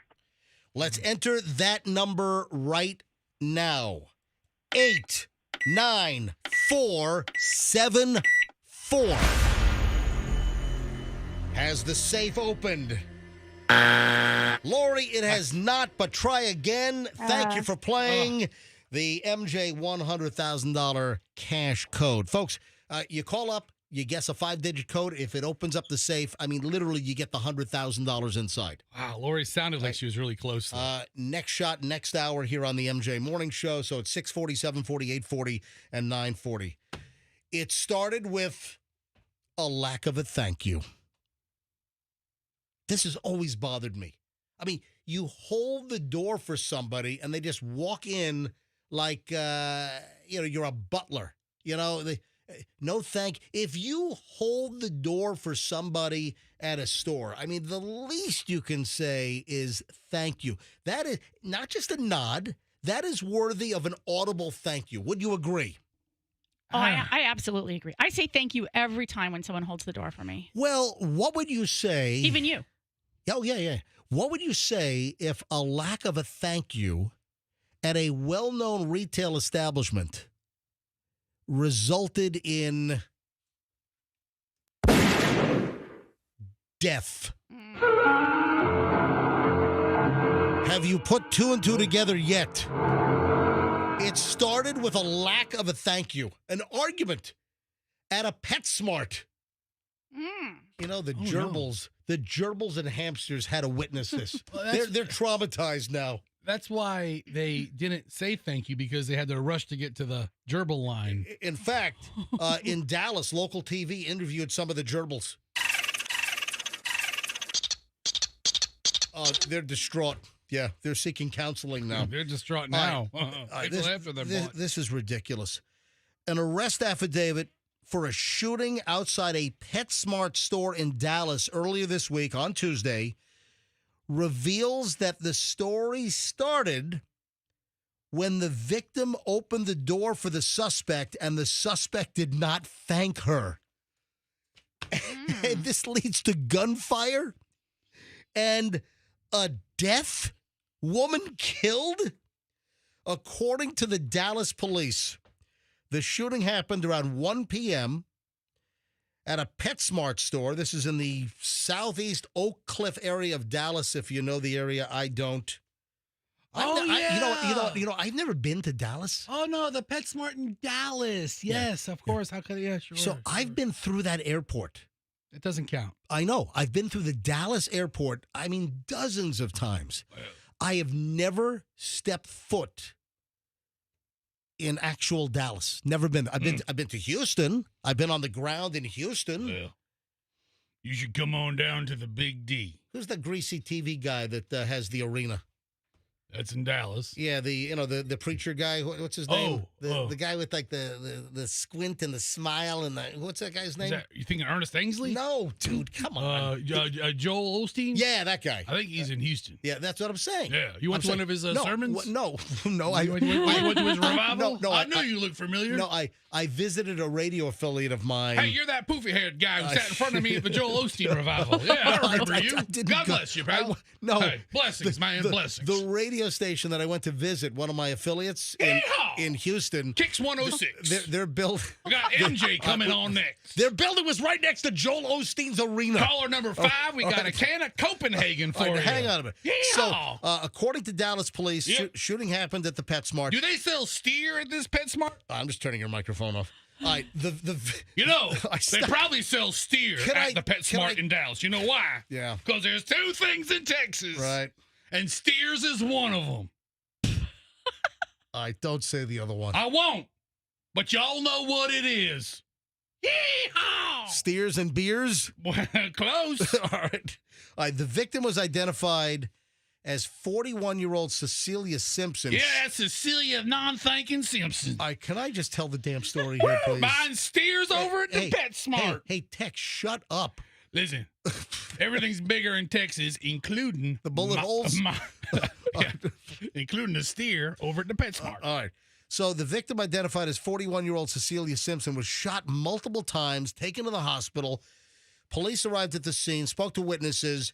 According to the arrest affidavit, Simpson's 20-year-old daughter told police she was with her mother at Five Below in the same shopping center as PetSmart. As they were walking out of Five Below, the victim held the door open for the suspect, now identified as 20-year-old Kiona Zakua Hampton. Yeah. The victim, Simpson, became upset because Hampton did not thank her for holding the door.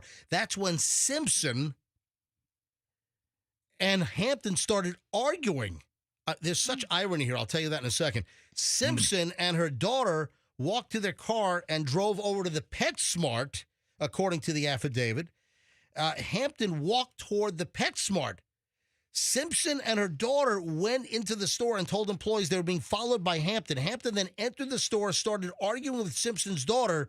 Hampton then left the store, returned several minutes later. Simpson and Hampton then started arguing. They were asked to leave the PetSmart by the employees. While in the parking lot, Simpson and her daughter were getting into their vehicle when Hampton allegedly threw a drink bottle at their vehicle. Simpson walked to Hampton, continued to argue.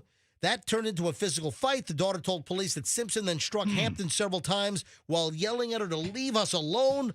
The daughter stepped away from the fight, and that's when Hampton took out a black and silver handgun and fired 3 times at Simpson. Well. I mean, what the heck? Over a lack of a thank you. So the lack of door holding at Five Below has now put this lady 6 below. Get it? Boo. Oh, I'm sorry. I don't like that joke. I'm sorry. But I want you to know I found that joke to be offensive yet funny. all right, Tex. No, but this goes back to the fact that this really frosts my butt. Listen, I'm not shooting anybody. Well, I mean, I've had a snide comment or two over the years. Michelle, I think you've even witnessed a snide comment. You hold the door for someone and they just walk in. They don't even acknowledge you. It's like you're a freaking doorstop. They just walk right by you. And I've had I've said like, hey, nice, thank you. I mean, I've literally said that. Or the snarky, you're welcome. Oh, yeah, that's another one I'll do. Hold the door, someone doesn't even acknowledge you, like you don't even exist, like they're entitled. Oh, yeah, this guy is born to hold the door for me. And I'll say, you've heard me say, what did you just say? You're welcome. Oh, yeah, like a snide, sarcastic, you're welcome. You're welcome. Well, that seems just reprehensible. Is that not a terrible story? Anyway, there's surveillance video. The shooter drove away from the scene in a Ford. I guess they were able to track the shooter down. Anyway, arrest was made, but all over a lack of thank you. A daughter lost her mother. A woman is dead because they get into an argument over a lack of thank you for holding the door at Five Below, and then it escalates next door to PetSmart, and then you got a lady that's dead. Well, we take common courtesy very serious here in Texas. Right, Fester, just knock it off. Hey, you know what? Now that I think about it, I don't see any horns on your head. Hook 'em horns? Nah, 2 things from Texas. You ain't got no horns. 7:56 at the MJ Morning Show. I was made aware of something. What's that? All right, Fester. I can talk like this the rest of the show. Oh, please do. I'm gonna ask you to leave. You can ask all you like. Stop it. I can only do the yeehaw. I can't do the Southern voice. Hey, pretty lady, what you do? Fester, yeehaw! That's right. Let's go line dancing. Stop it. What's your next Scott? Hey, let's go to the Dallas Bull. Stop. Caller number 7 when the Copenhagen kicks 106. All right. How have I not done a country morning show? Stop. I don't know either. You're really fit. All right. I found this out yesterday, and I had no idea this existed. Have you ever heard of the T app? This is turning into some serious consternation. This is turning into like some ugly situations and scenarios. And I know there are people listening right now, and it seems to be more of the college dating crowd. So it's tea, like spill the tea, like gossip? It's tea, T-E-A. Yeah. You know, like drink a hot cup of tea, or like iced tea. Or like spill the tea. Yeah, when the terms to spill the tea means to like to gossip about somebody. Well, that's it. Okay. So it's called the Tea app, and that's what it's about. It's about spilling the gossip. And what I'm hearing is this is huge on the University of Tampa campus right now. So how did we find out about this? Yesterday morning, we had an observer in. I've got a buddy who's a big wig in radio. He's a big wig in the wig department. Please stop. Sell wigs. Big ones. He's from Texas. Yeah, buddy. I got a buddy who's a radio executive, and his niece is a senior at UT, at the University of Tampa. And she's getting ready to graduate later this year or early next year. She's a senior. And she wanted to have some other media exposure. So, he said, hey, is there any chance that my niece can hang out during the morning show? So she's coming in like one day a week. So she was here yesterday on Wednesday. And toward the end of the show, she's like, hey, do you know about this T app? And then it goes to explain, this is off the air. I'm like, oh, my God, we got to talk about this on the show. So I said, hey, write me up a little treatment. Just give me an explanation of what the T app is. So This was launched 2 years ago in 2023. The T app, TEA. It's a women-only app where users can anonymously post photos and reviews about men that they're dating or talking to or considering dating. You find men by their first name and what city they are from or where they're living. You cannot take screenshots of the app. Mm-hmm. You cannot put last names on the app. It has features like rating men with red or green flags. So red flag, a woman is saying, warning, warning, warning, green flag, okay, green for go. All right, this guy's okay. So you can red flag somebody. You can green flag somebody. Background checks. There's a group chat forum where you can talk about individuals. There's a comment section that everyone can see when they click on the guy's photo. So photo of the guy, then a description, red flag, green flag, then you can comment. And this is turning into apparently a big deal in local, higher education. This is like a big situation going on at UT right now. So it helps a woman find the red flags, avoid catfishing. They can share warnings or experiences on a guy. It's become extremely popular on college campuses, leading also to many breakups.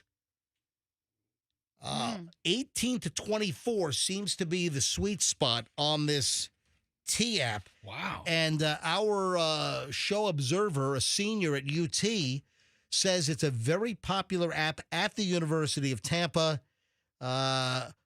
She also said that a friend of hers broke up over the app. Why? Yeah, what was said about the guy that made her feel one way one day? And then I don't have the details on that. See, so maybe it's. I guess I can email her and or send her a text and see. But I'm thinking it's something like a girl was dating a guy and then became aware that he was on the T app, maybe as a red flag. Mm-hmm. And anyway, that was a breakup. Anybody listening, are you aware of the T app? 800-990-1047. Are you college-aged? I wonder if Chloe's aware of the T app. So I'm on the website for it right now. All right, let me give out the number one more time. If you are on the T app, if you know about the T app, have you had a red flag situation on the T app? So you get the app from the Apple store. You get it from the Google Play Store. 800-990-1047. If you have anything to weigh in on, any experience with the T app, you've heard about it. You've heard about breakups or somebody that was interested in somebody but then was thwarted because they showed up as a red flag on the T app. Any comments on this? I'd love to talk to some college kids because that's apparently where it's big. 800-990-1047. 800-990-1047. Tell us your story. Andrew's already screening calls. Yes, Fester. Is this a gossip site or is it a verification site? I think it's both. Because I'm looking at this and it says, dude, it's both. It's like a safety site because women are red flagging guys that are apparent nightmares. But here it says, use T to find verified green flag men, run background checks, identify potential catfish, verify he's not a sex offender, and check criminal history. Right. So if that's what they're doing, that's one thing. Oh, let's go to Anonymous in Tampa. Line 4, Anonymous, you're on the MJ Morning Show. Hi, Anonymous. What happened? Hello. My son was actually on the app, and the problem is the background of it or the basis of it is actually a really positive thing, but a lot of these kids are using it as a form of bashing guys. Me being a boy mom myself, I know that probably sounds biased. All right, so wait a minute. Anonymous, your son was red flagged on the T app? Yes, he's 23, and his picture was posted, and he does date, not exclusively to one girl. So he got himself in a little bit of trouble, and they were probably 5 or 10 girls were all like, yeah, I've talked to him. He's a player, et cetera. Wow. And is he still on the app? Is he still red flagged? I'm pretty sure he still is. Does he know who red flagged him? Does he have an idea who did it? I don't think he does. He's not even familiar with the app as far as being a user on it. So. How did he find out that he was red flagged on the T app? One of his female cousins actually saw his picture on it and screenshotted it. Sent it to him and said, hey, you have a bunch of people talking about you. But also, people can post this in a vindictive fashion, and they can post erroneous information. I mean, there's no verification process. So it's sort of an honor system. Well, I mean, it's supposed to be like honor among girls, that we're going to do it for protection of each other. But we've all known that one person, male or female, who's been jilted, and they totally taint the pool altogether. Well, agree. Because this can turn into an absolute abusive platform, and also erroneously or vindictively target guys. Okay, Anonymous, let me ask you this. Anything posted about your son, while it's not probably desirable for him, was any of it a lie? So some of it was a little exaggerated, but no, none of it was an outright lie. The problem is reversing back to MJ's key word, vindictive. It turned into a bloodbath between the girls. Right. So I have no problem with, girl power and if you're doing something wrong and you want to protect a girl from getting hurt, that's totally fine.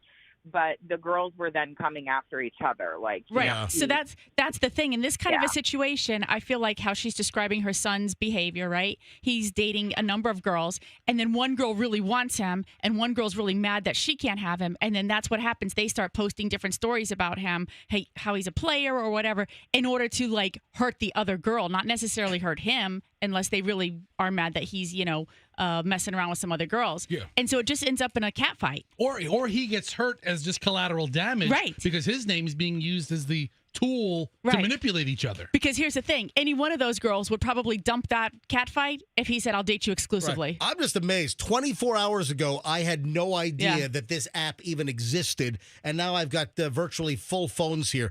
Anonymous, thanks. Let me move on. And I wish your son the best. 800-990-1047, the T app, where girls and it's mostly college age, can flag guys. And it's turning into, in some cases, like a nasty, vindictive, bash fest. Nick is in St. Pete. Nick, you're on the MJ Morning Show. Hi. Good morning. What happened, Nick? So my best friend, he goes to Tampa, and he was supposed to go on a date with this girl. And, the night before, she goes, you know what, I think I'm going to cancel. And then he's like, I wonder why. And then this girl that's mutuals with all of us said he's seen him on the T app. Yep. And do you know, screenshot and send it to him. Well, I thought you couldn't screenshot. Well, I guess you could take a picture of it. Right. Well, take a picture, screenshot. Yeah. And we were like, wow. So what did it say about your friend? What did it claim was wrong with your friend?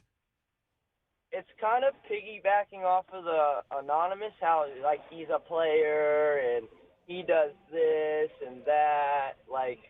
I don't know. Me personally, I'm 20 years old, so I think this app is more of just a basher more than serious. All right, so you think it's not really as much helpful and a good dialogue. You think it's just an absolute trash and bash. Yeah, it's more of just gossip, 20 to 25-year-old gossip. Yeah, there you go. So what is how old's your friend, by the way? He's 22 now. All right, and how does he feel about being on the app? I don't think think he really cared. He thought it was funny. Yeah, well, that's what I want to know. Are people laughing at this, or are they serious about their credibility and reputation being damaged? I don't think it's the end of the world. All right. I don't think he thought it's the end of the world. I think it's more of girls trying to end the world. All right, Nick. I like that. Girls trying to end the world. Nick, buddy, thank you, buddy. I appreciate you listening, and thanks for calling in. Yes, sir. All right, tell all your friends to listen to the MJ Morning Show on 104.7 FM. He hung up on you. Yeah, but he's going to turn up spiel. He's going to turn up the radio right now. He's going to hear that. He's like, I'm hanging up on this guy. Here's another anonymous. Oh, son was victimized. All right. Let's head to anonymous somewhere in Polk County. Hello, anonymous. You're on the MJ Morning Show. Hello. Good morning. I love you guys. Thank you. What happened? My son, he's 24, and we literally just had this conversation the night before last. He has been put on the app, and it's just crazy things being said about him that's totally not true. All right, so let's start with what is being said. What do you claim is not true that's being said about your son on the TEA app? Go. Oh, that he's done acts on other men, on other guys. That's how bad it's That he's done totally acts on other guys. Yes. Wow. Yeah. And he's a tender-hearted kid. He's in a, fairly new relationship. And, this stuff, it bothers him. And I'm trying to say, son, you know it's not true. You can't help what other people do. You don't know who's putting it. That's such a helpless feeling. Somebody puts something like that about you online and you can't take it off. It is. And he's like, what if his new girlfriend, sees and believes something like that? Does he have any idea who put this erroneous information and who's attacking him on the app? Does he have any clue? He doesn't. I mean, there's been several girls that he hasn't given the time nor day that, has stayed in the friend zone. And, he has an ex that's a little bitter. Not that they, ended doing, they just weren't meant to be, and it wasn't a long relationship. Yeah. But he has no clue. And it's just disheartening to me, seeing that bother him so bad. All right. Sorry to hear it, anonymous mom in Polk County. Have a nice day. 800-990-1047. I'll grab a few more calls. I see Andrew's screaming more. Kristen is in Parrish. Kristen, you're on the MJ Morning Show. Hello. Good morning. Morning. Yeah, so, as I told Andrew earlier, this goes beyond the app. There are Facebook groups where women are posting pictures of men. They're bashing men. They are warning women. The women are getting into fights on the comments. It's kind of crazy. And so I know about this app because a friend of mine found her husband on there. Oh, no.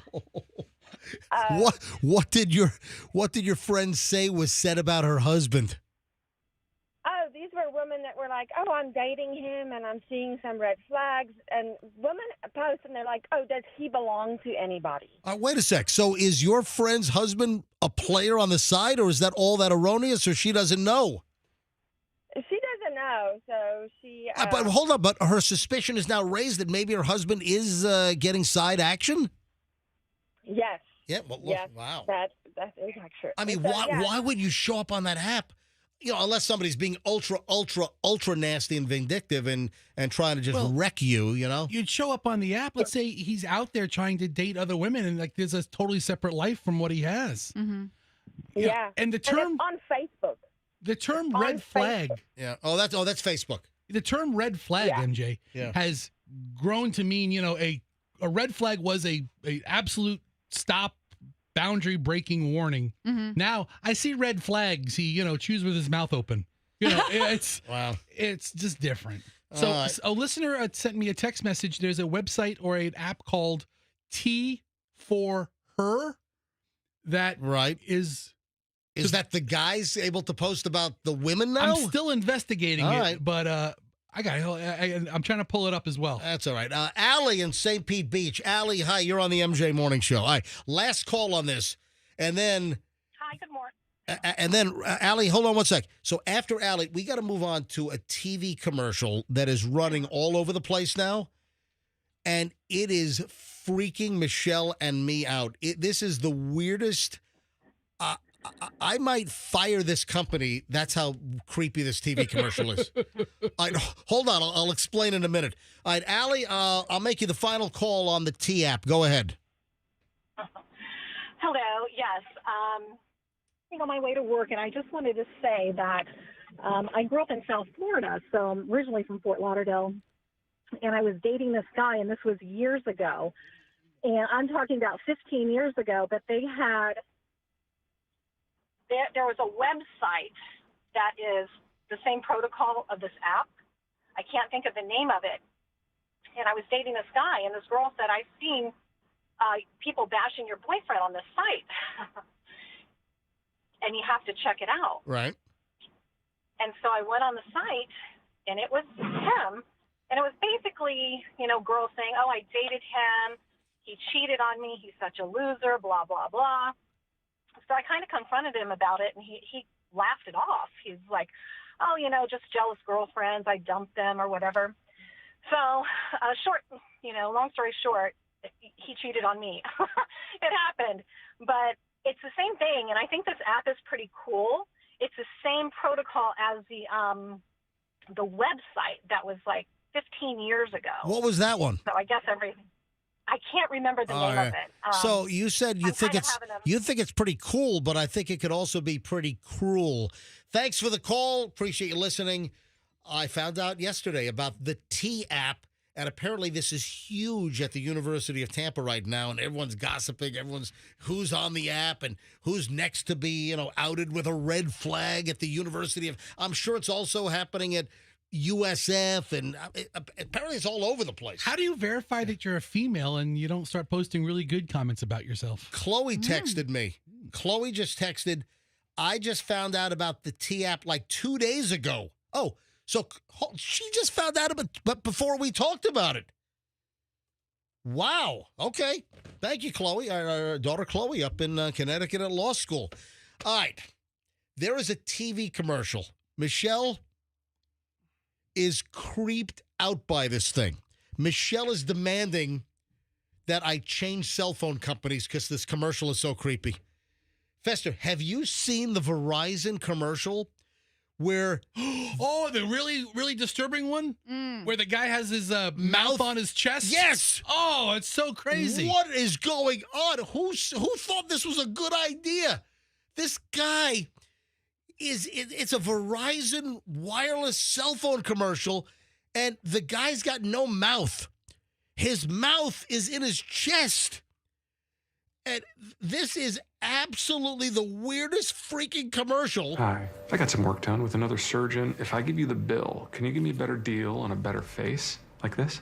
We're not doing that. Well, at Verizon, anyone can bring in their AT&T or T-Mobile. The guy's mouth is in the middle of his chest. It is, and so he walks into like a plastic surgeon's office. What does this have to do? Who thought that, oh, you know what? This is going to really warm people up to Verizon, having the creepiest thing with a guy's mouth and lips and tongue stuck in and talking to a receptionist in the middle of his chest. I think he must have been like on psychedelics or something. Is this like reverse psychology that, hey, they'll at least talk about it? I don't know. That's what I'm wondering. I mean, are you really going to switch cell phone carriers over a dumb commercial? But at least it brings... But here's the thing. When the commercial was over, I was so distracted and disturbed by it. I was like, what was that a commercial for? Right. I didn't even remember what it was for. And then Michelle saw it again, and she demanded that I go move to T-Mobile. Hi, I got some work done with another surgeon. If I give you the bill, can you give me a better deal and a better face? Like this? We're not doing that. Well, at Verizon, anyone can bring in their AT&T or T-Mobile bill, and they'll give you a better deal on the best 5G network. What? Read my lips. You're not as cool as Verizon. Oh, God.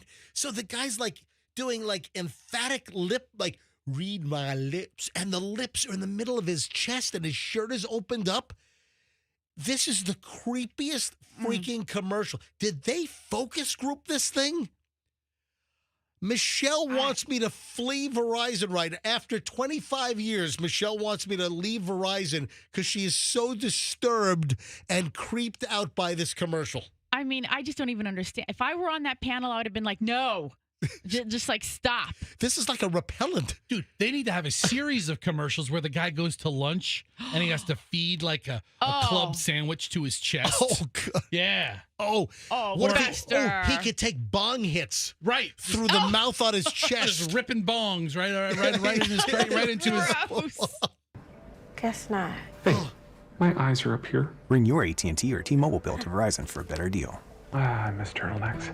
Oh, my God. I mean, I don't understand that. I don't understand the commercial at all. I would fire this agency, and then I would fire all the people at Verizon in marketing that said, oh, yeah, this is a good commercial. This is such a heartwarming, endearing commercial. This is creepy as F.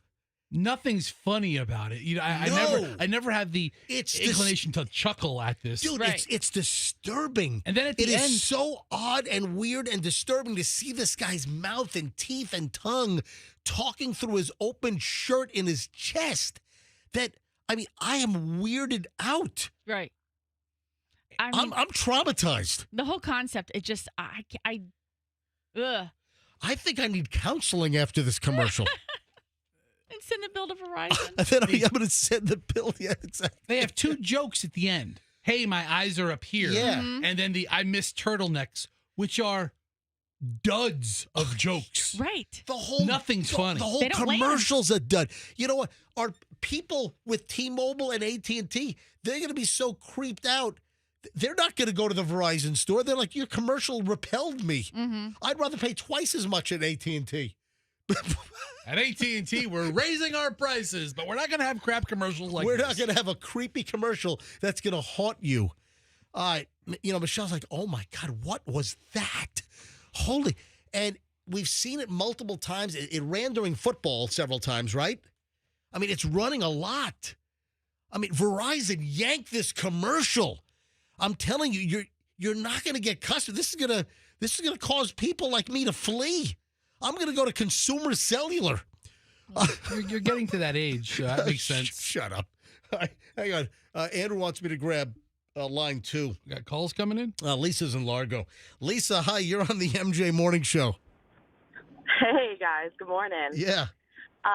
So I think with this commercial, I actually haven't seen it yet. I thought you were going to talk about the vanilla ice cream commercial with the iPhone and Android beef. Yeah, everybody's But it holding sounds ice like- cream cones? I haven't seen that one Yeah, yet. that one's weird to me. Okay. Oh, it's unique. But I think what they're trying to say is, like, say it with your chest. Have you ever heard that?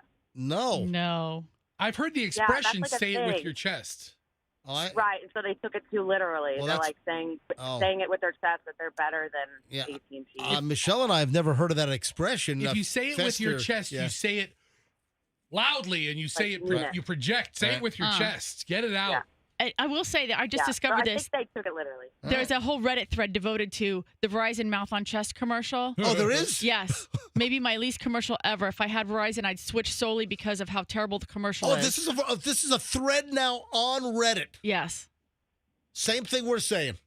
Unbelievable. That's hey, wild. Lisa, thanks for the call. I got to look for this ice cream commercial now. Oh, speaking of ice cream, man, it is a smash hit.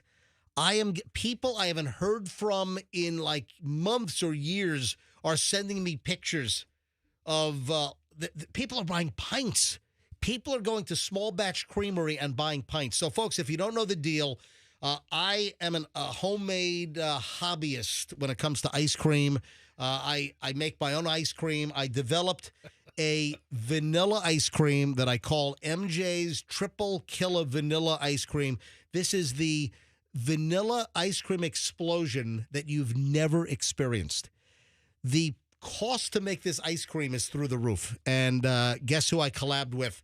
I collabed with Small Batch Creamery, and it's such a premium product. There is so much actual real grade A bourbon vanilla bean in here and vanilla bean paste and high quality double fold extract.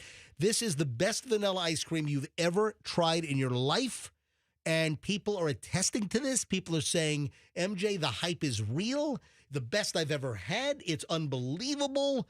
People are buying pints. I'm getting pictures in email and people are like saying, you're right, this is the best ice cream I've ever had. Hold on, let me share one here before I move on. Please. I meant to print this out. Sergio Flores. Sergio Flores sends a picture. I'm going to hold this up here to MJTV. So Sergio sends this pint, emails me, and says, best ever. Amazing. And then a picture of the pint of ice cream looks like sitting on his countertop in his kitchen.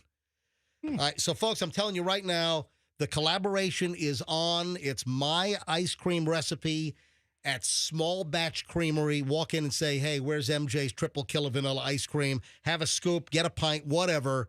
And I mean, I've always told people how good my ice cream is at home, and now it's being confirmed by people all over the town. It's only like day 3. They had to get an emergency delivery of beans and paste and extract because they're going through it so quickly. They had to make batches last night, or else they would run out. So it's Small Batch Creamery, 5530 4th Street in St. Petersburg. Small Batch Creamery. So hit it up. All right, so a perfect tie-in, though, is the commercial that the last caller, Lisa in Largo, just brought up. All right, so what is this one now? This is the Google, and you're a Google Pixel guy? Oh, it's a Google Pixel 10 commercial? Talking about how vanilla the iPhone is. Okay. Watch this. You got my audio up? Yeah, go ahead, roll it. She pulls out an ice cream cone. Okay. Everybody's looking around. There's my ice cream. Kids. Okay. Now a guy's jogging. I got some troubles, but they Everybody's won't last. Right. Your plain vanilla iPhone, and Right. it's this. The Vanilla Pro. Right. The all-new Vanilla Pro. Nothing's different. All right. Vanilla ice cream cone on his hip. You pay with your vanilla ice cream cone. Right. If I had $1 million or 10. Okay. And expect more. Check out Gemini, which of these would be a little less expected? check out the alliums. They'd go great with the hydrangeas below. Will those last till Saturday? All right, so It just shows how vanilla the iPhone is, and expect more from your phone, not a vanilla piece of just technology. That's not creepy to me. No, it's not. She was. We didn't say it was. What? Lisa in Largo said Right. it was, or she thought you were No, going to no. talk about that commercial. Oh, no. Which it's just a different commercial. No. Why don't you take it up with Lisa in Largo? Oh, that's not creepy. The Verizon mouth in the chest commercial is absolutely creepy. Sounds like you and Lisa in Largo has beef. And of course, folks, please remember, my MJ Triple Killer Vanilla is the finest of the flavors.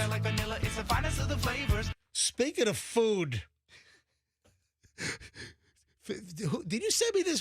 Who sent me the gummy cola story? Oh, Andrew sent this. Oh my God. Speaking of commercials, you know the Haribo jingle? Kids and grown-ups love it so. The happy world of Haribo. You know, Haribo, who makes, the gummy bears. And Yeah. Listen to this. I don't typically do foreign stories, but this really hit home because this could be me. A businessman ended up in the hospital for nearly a week after gorging on a 6.6-pound bag of Haribo gummy colas. Left them all stopped up.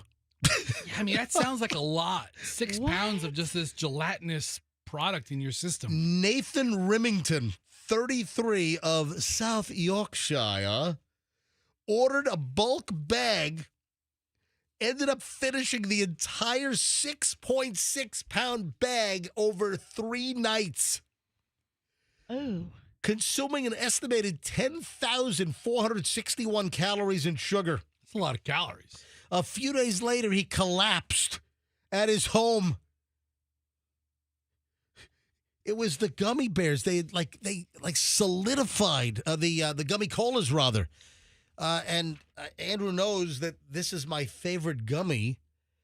You know, if you go to Amazon, you can buy like the 5-pound bulk bags, and it's reasonable. It's not expensive. Like if I go to my Amazon app right now, hang on, bringing it up. All right, Haribo gummy cola bulk. Yeah, you wouldn't believe how cheap. Look at this. This is a 2-pound bag. That's too small. Too small, 2-pound bag. Oh, 5-pound bag. 5-pound bag. You know, you go to some of those bulk candy places. You go to like Dylan's Candy Bar at the airport. You get 17 gummies, and it's $40. Yeah, right?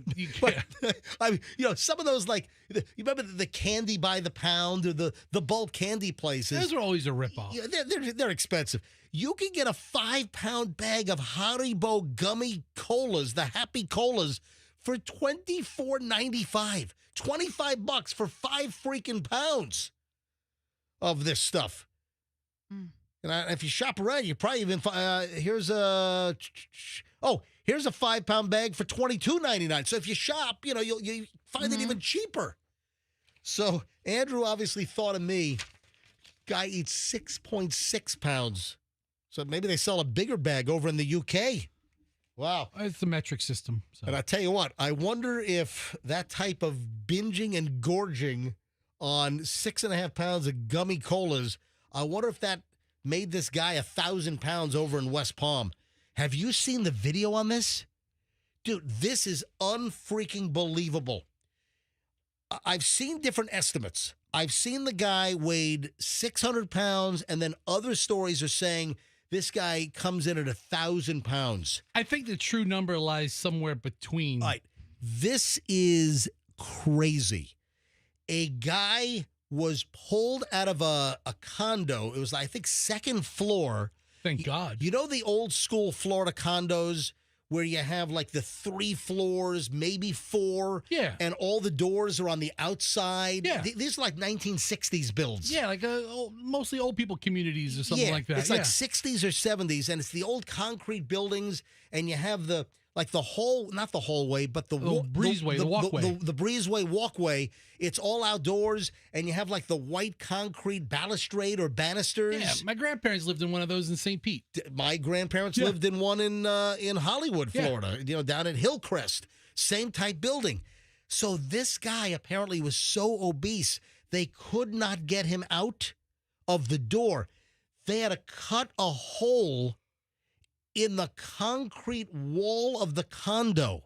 They had to use those concrete saws and cut a hole. Then they had to rent a forklift, like a lull. You know, the forklift arms with the extending arm? Yeah. Then they had to have a crane.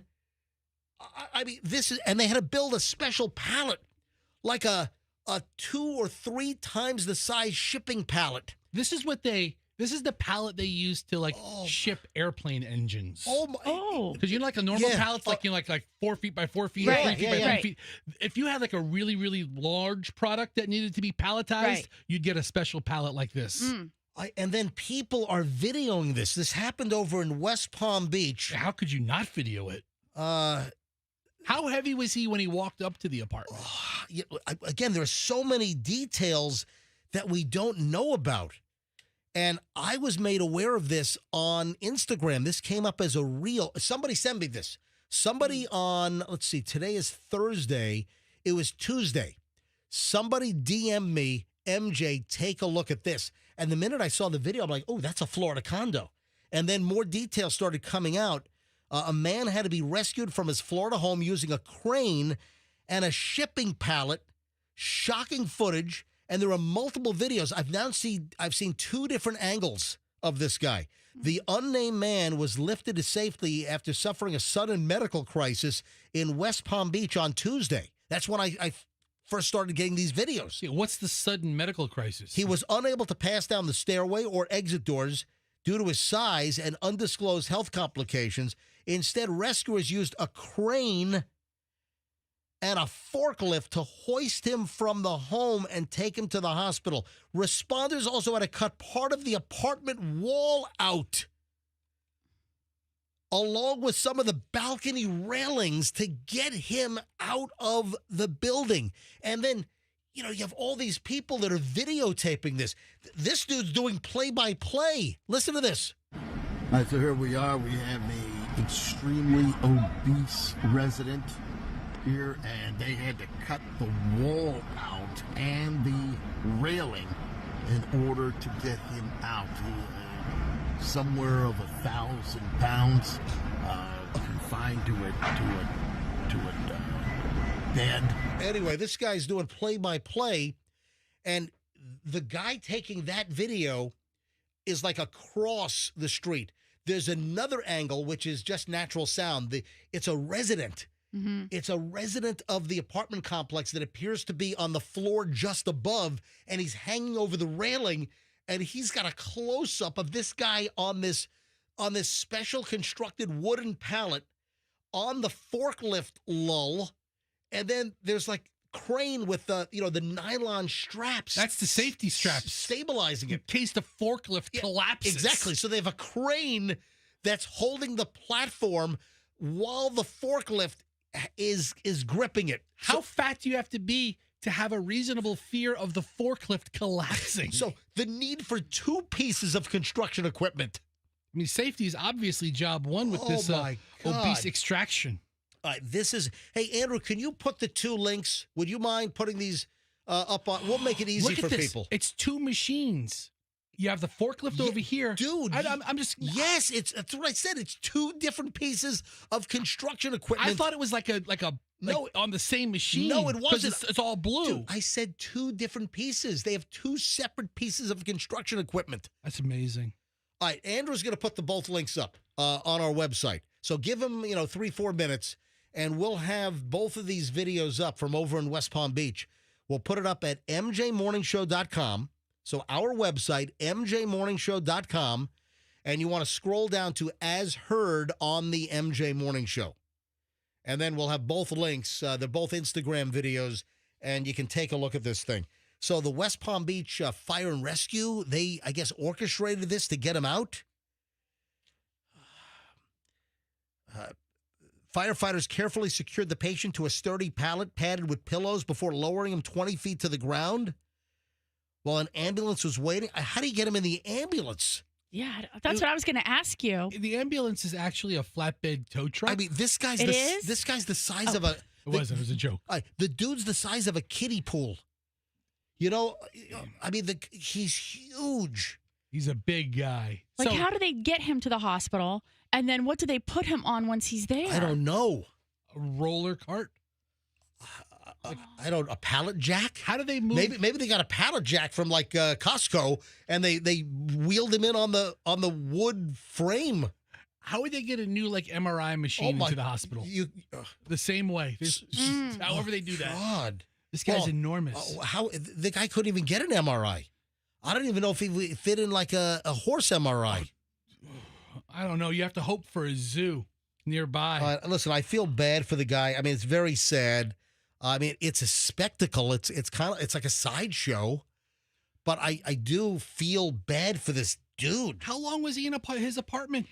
That's another question I had. These are all great questions. How does he get his food? Does he have DoorDash just come every day? Who's his feeder? I don't know. Where's his mom? Mom has been eaten. Wait, Michelle, he's a grown man. He's not. I know, it's but not like he's 13 years old. I know, but oftentimes individuals who are homebound like this tend to have a very close connection, right, with somebody, a very, family member or a very close friend. I saw a video of a 500-pound teen, right?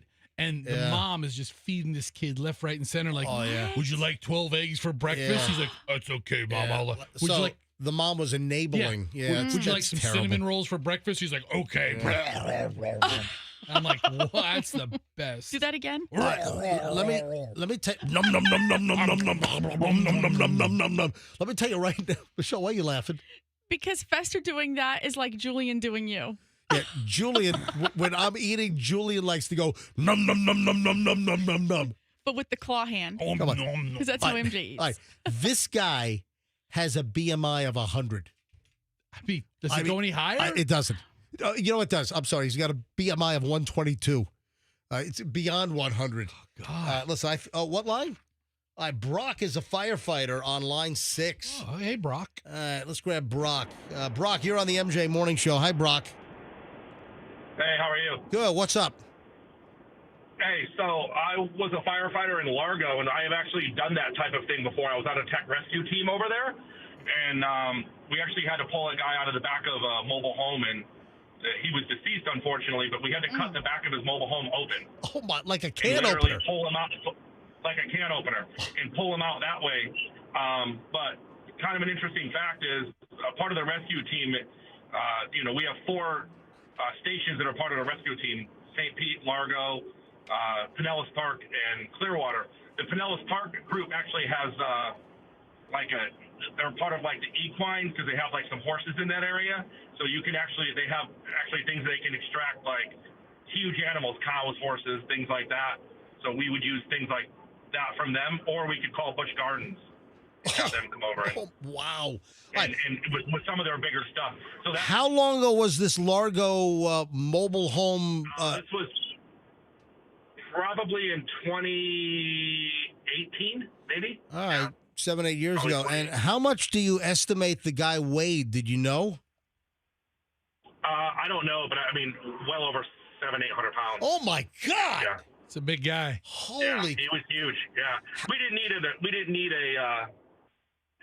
like a backhoe and all that stuff to come and get him, or a forklift. But yeah, through the tech rescue team, we had enough stuff, and we literally had to cut the back of his, basically with that saw. It's called a K12 saw that will kind of go around. We cut the whole back of his house open and opened it up like a can opener, and basically pulled him out through the back because he could not fit through his own hallways and stuff. Yeah, so it does happen. Can I ask a final question? How old was this 800-pound guy? Not that old. I mean, probably 30s, 40s. Yeah, I was going to say, I don't think you live too long if you're 800 pounds. Yeah. And you don't. What killed him? Was it like a heart attack, or did he choke on like his? Yeah, I'm not sure because he was deceased several days by the time we got there. Oh God! So we were just pulling him out and giving him to the coroner, but that's terrible. We got called out there as a tech rescue team. Yeah. All right, thank you, Brock. Yeah, that does happen. Thanks for checking in. You too. Wow. Anyway, hey Andrew, the video's up. All right, they're up. If you want to see this 1,000-pound guy again, the estimates. One story says 600. Other stories are saying 1,000-pound guy. And I think it's more than 600. I think it's well more than 600 pounds. Both links. So there are 2 Instagram videos. Both links of the construction equipment pulling this guy through the wall of a condo in West Palm and lowered to the ground. Both video links are on our website. Go to mjmorningshow.com.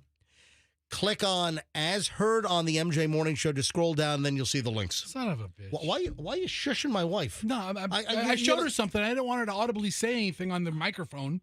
You're giving my wife the shush symbol. I'll give her the shush. Why are you shushing my wife? Because it was bound to happen. What? Look at your phone. Look at your text message.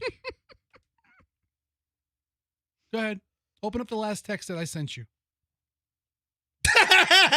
Somebody put Fester's face. Somebody put Fester's face on the guy.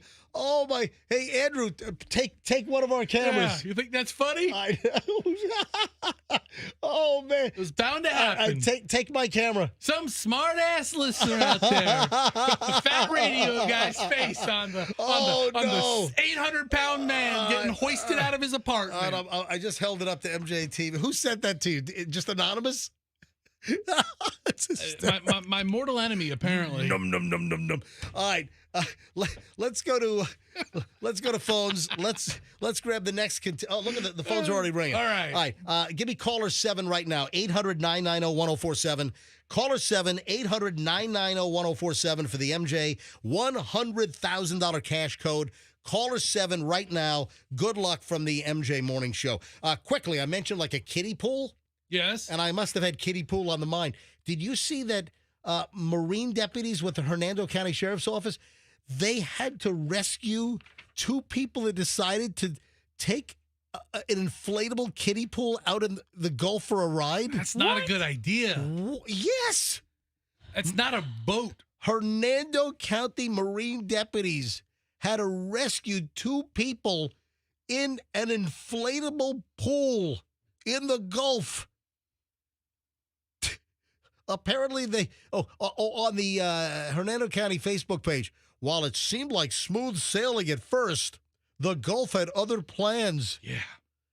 I guess they were miles offshore in a freaking kiddie pool. like the inflatable kiddie pool you find at Walgreens, on the summer fun aisle. How far did they think they were going to get? I don't know. What were they trying? I mean, were they trying to go somewhere, or were they just like floating along and then realized, hey, we're too far out? Who's the genius? What is All good questions. What the hell? Did they fall asleep? Were they drunk? How do you end up that far out that you have to be rescued? I mean, let's be glad they were found. Let's be glad they had a cell phone that could reach the shore. Yeah. All right. You hear about Gene Simmons from Kiss? No. We've got a lot of celebrity stuff. All right, hold on. I've got a celebrity pile I'll get to in one moment here. First, though, let me grab line 3. Lori in Lakeland. Lori, welcome to the MJ Morning Show. Good morning, everybody. All right, Lori, quickly, I need a 5-digit code. Let's see if you can open up the safe for $100,000. What's your code? Okay, here we go. Yep. 27253. 27253. That's it. All right. Did the safe open? It did. Hang on. What's the matter? Hold, don't write it down. I don't. Hold on. You didn't. What's the problem? 27253. Am I able to just cancel this contest in the middle? She's doing a lovely job, but the whole thing. All right, 27253. Let's go. Open it up. Eddie? It did not open. Lori. Lori. No. Lori, thanks for guessing. I'm sure you were very close, though. Thank you. Try again. Please. All right, so $100,000 if you can guess the 5-digit code, and it opens up. Simple as that. Gene Simmons, folks. How's he? Well, he's had better days. Apparently, he passed out and crashed his car in Malibu. Yeah.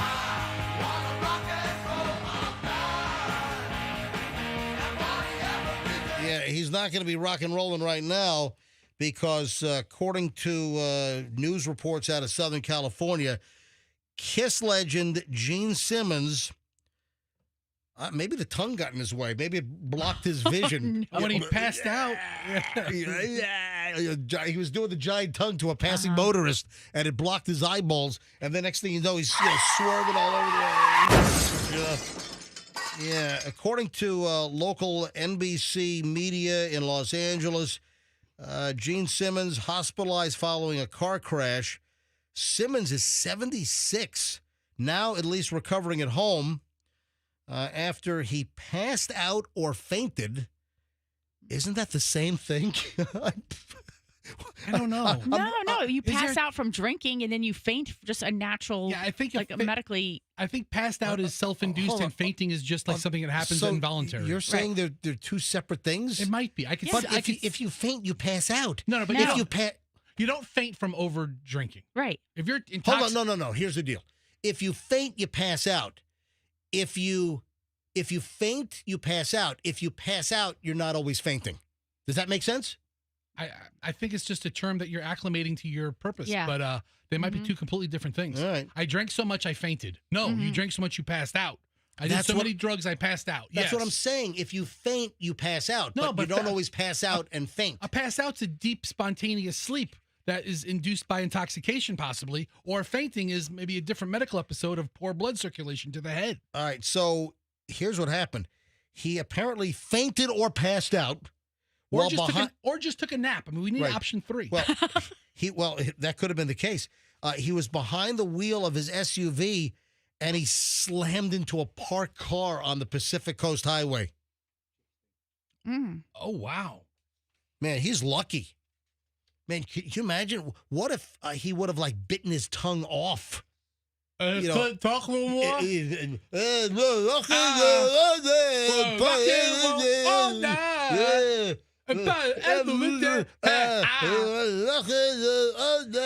Lick it up. I can't lick it up. I can't lick it up. But I bit my tongue off, so I can't lick it up. No, I can't lick it up. My tongue has been bitten off. I can't lick it up. Is that tongue natural, by the way? I don't think he had a tongue prosthetic. Yeah, You don't think so? What does that mean? There's some rumors on the internet that it was a cow tongue was attached. Whatever. That he had that thing underneath it clipped to make it be able to extend farther. Dude, I wish there were rumors about my tongue on the internet. I mean, that's the greatest compliment you can give any man. Hey, you know, showed up to help him after the crash. So he's on the Pacific Coast Highway. He's in Malibu, crashes into a parked car after passing out. You know who showed up?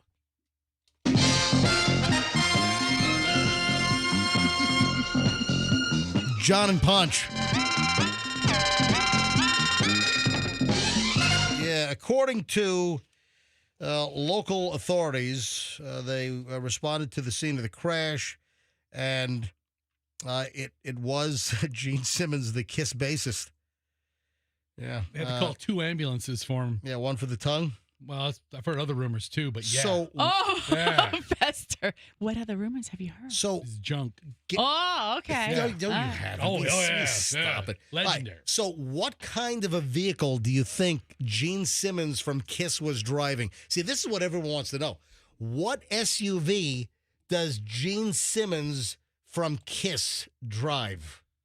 Oh, man. What was he driving when he smashed into a parked car? He can literally drive anything he wants, I would think, right? A Camaro.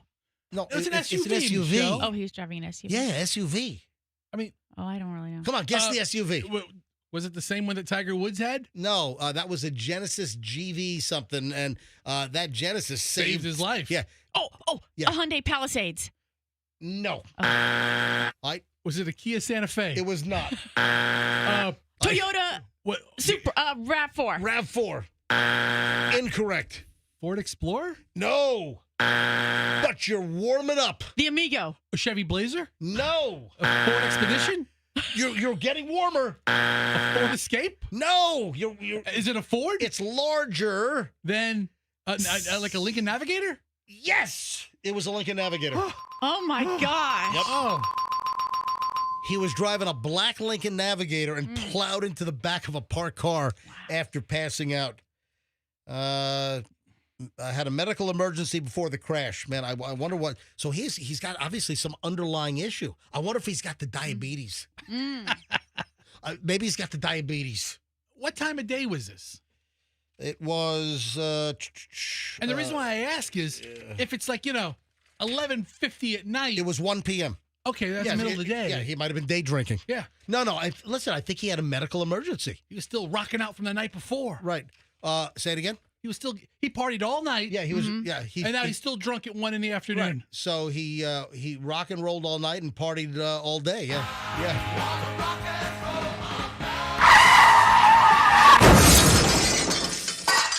That was him. I mean, guys who've lived the legendary lives of like Gene Simmons, they're all on borrowed time now anyway, right? Gene Simmons he's recovering at home, so that's a good thing. Gene Simmons recovering at home. All right, 8:51 at the MJ Morning Show. Again, I mentioned this earlier. I want to mention it again. The Nielsen radio ratings for September came out yesterday, and the MJ Morning Show with a nice commanding lead at number 1 in the market, persons 25 to 54. Thank you, MJ Morning Show listeners, for making us number 1 as far as morning shows go on radio in the Tampa Bay market. I don't look a gift horse in the mouth. I appreciate it. And as I say, number 1 September, we could be number 22 in October. You never know. I think it's the dumbest phrase ever. What? About looking gift horses in the mouth. I don't even know what that means. Well, yeah, here's the thing, dude. I don't even know what it means. Do people never consider the expense of equine dentistry? That is not inexpensive. You don't want a free horse if it's got jacked up teeth. Well, not just that. I've always heard like the care, the feeding, Yeah. the stable rent. I've always heard that horses are a ridiculous expense. You want to give me a gift? Yeah. How about it not be a horse? Yeah. Especially one with dental issues. You know what? Don't look a gift gerbil in the mouth. I won't. I want gerbils go elsewhere. Hey, a gift gerbil won't Tell you look what, me in the mouth either. Richard Gere didn't have a gift gerbil in the mouth. That gerbil somewhere else. That's it. That's a fake story, but it's still It'll live forever. It's still funny and pervades. All right, 8:53 at the MJ Morning Show. We have a Dolly Parton update. Oh, Dolly spoke. Dolly. Is she in a coma? What is this breaking news? Dolly, have a chat with your sister. Your sister caused the panic and alarm. Dolly, your sister did. All right, so Dolly has spoken. If you haven't heard Dolly Parton talking about if she's still alive. All right, I love Dolly. And her sister, Stella. Stella, what are you doing? Is Dolly saying Stella? Is her name Stella? Yeah, Dolly's sister is Stella. Yeah. I thought it was something like Lurleen or something.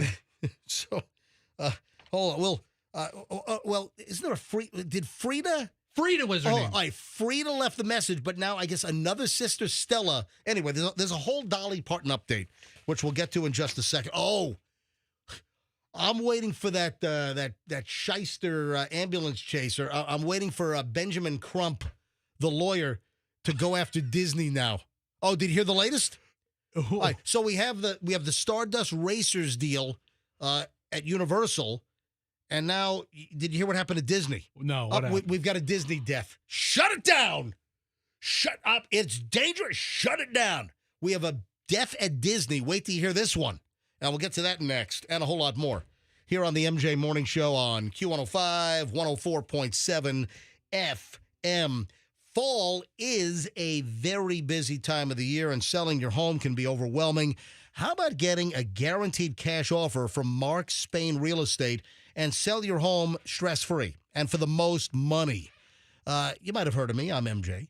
And I'm recommending Mark Spain Real Estate to you, to my friends, to everyone here in the Tampa Bay area, because they can trust Mark Spain. Sell your home hassle-free, strong all-cash offer.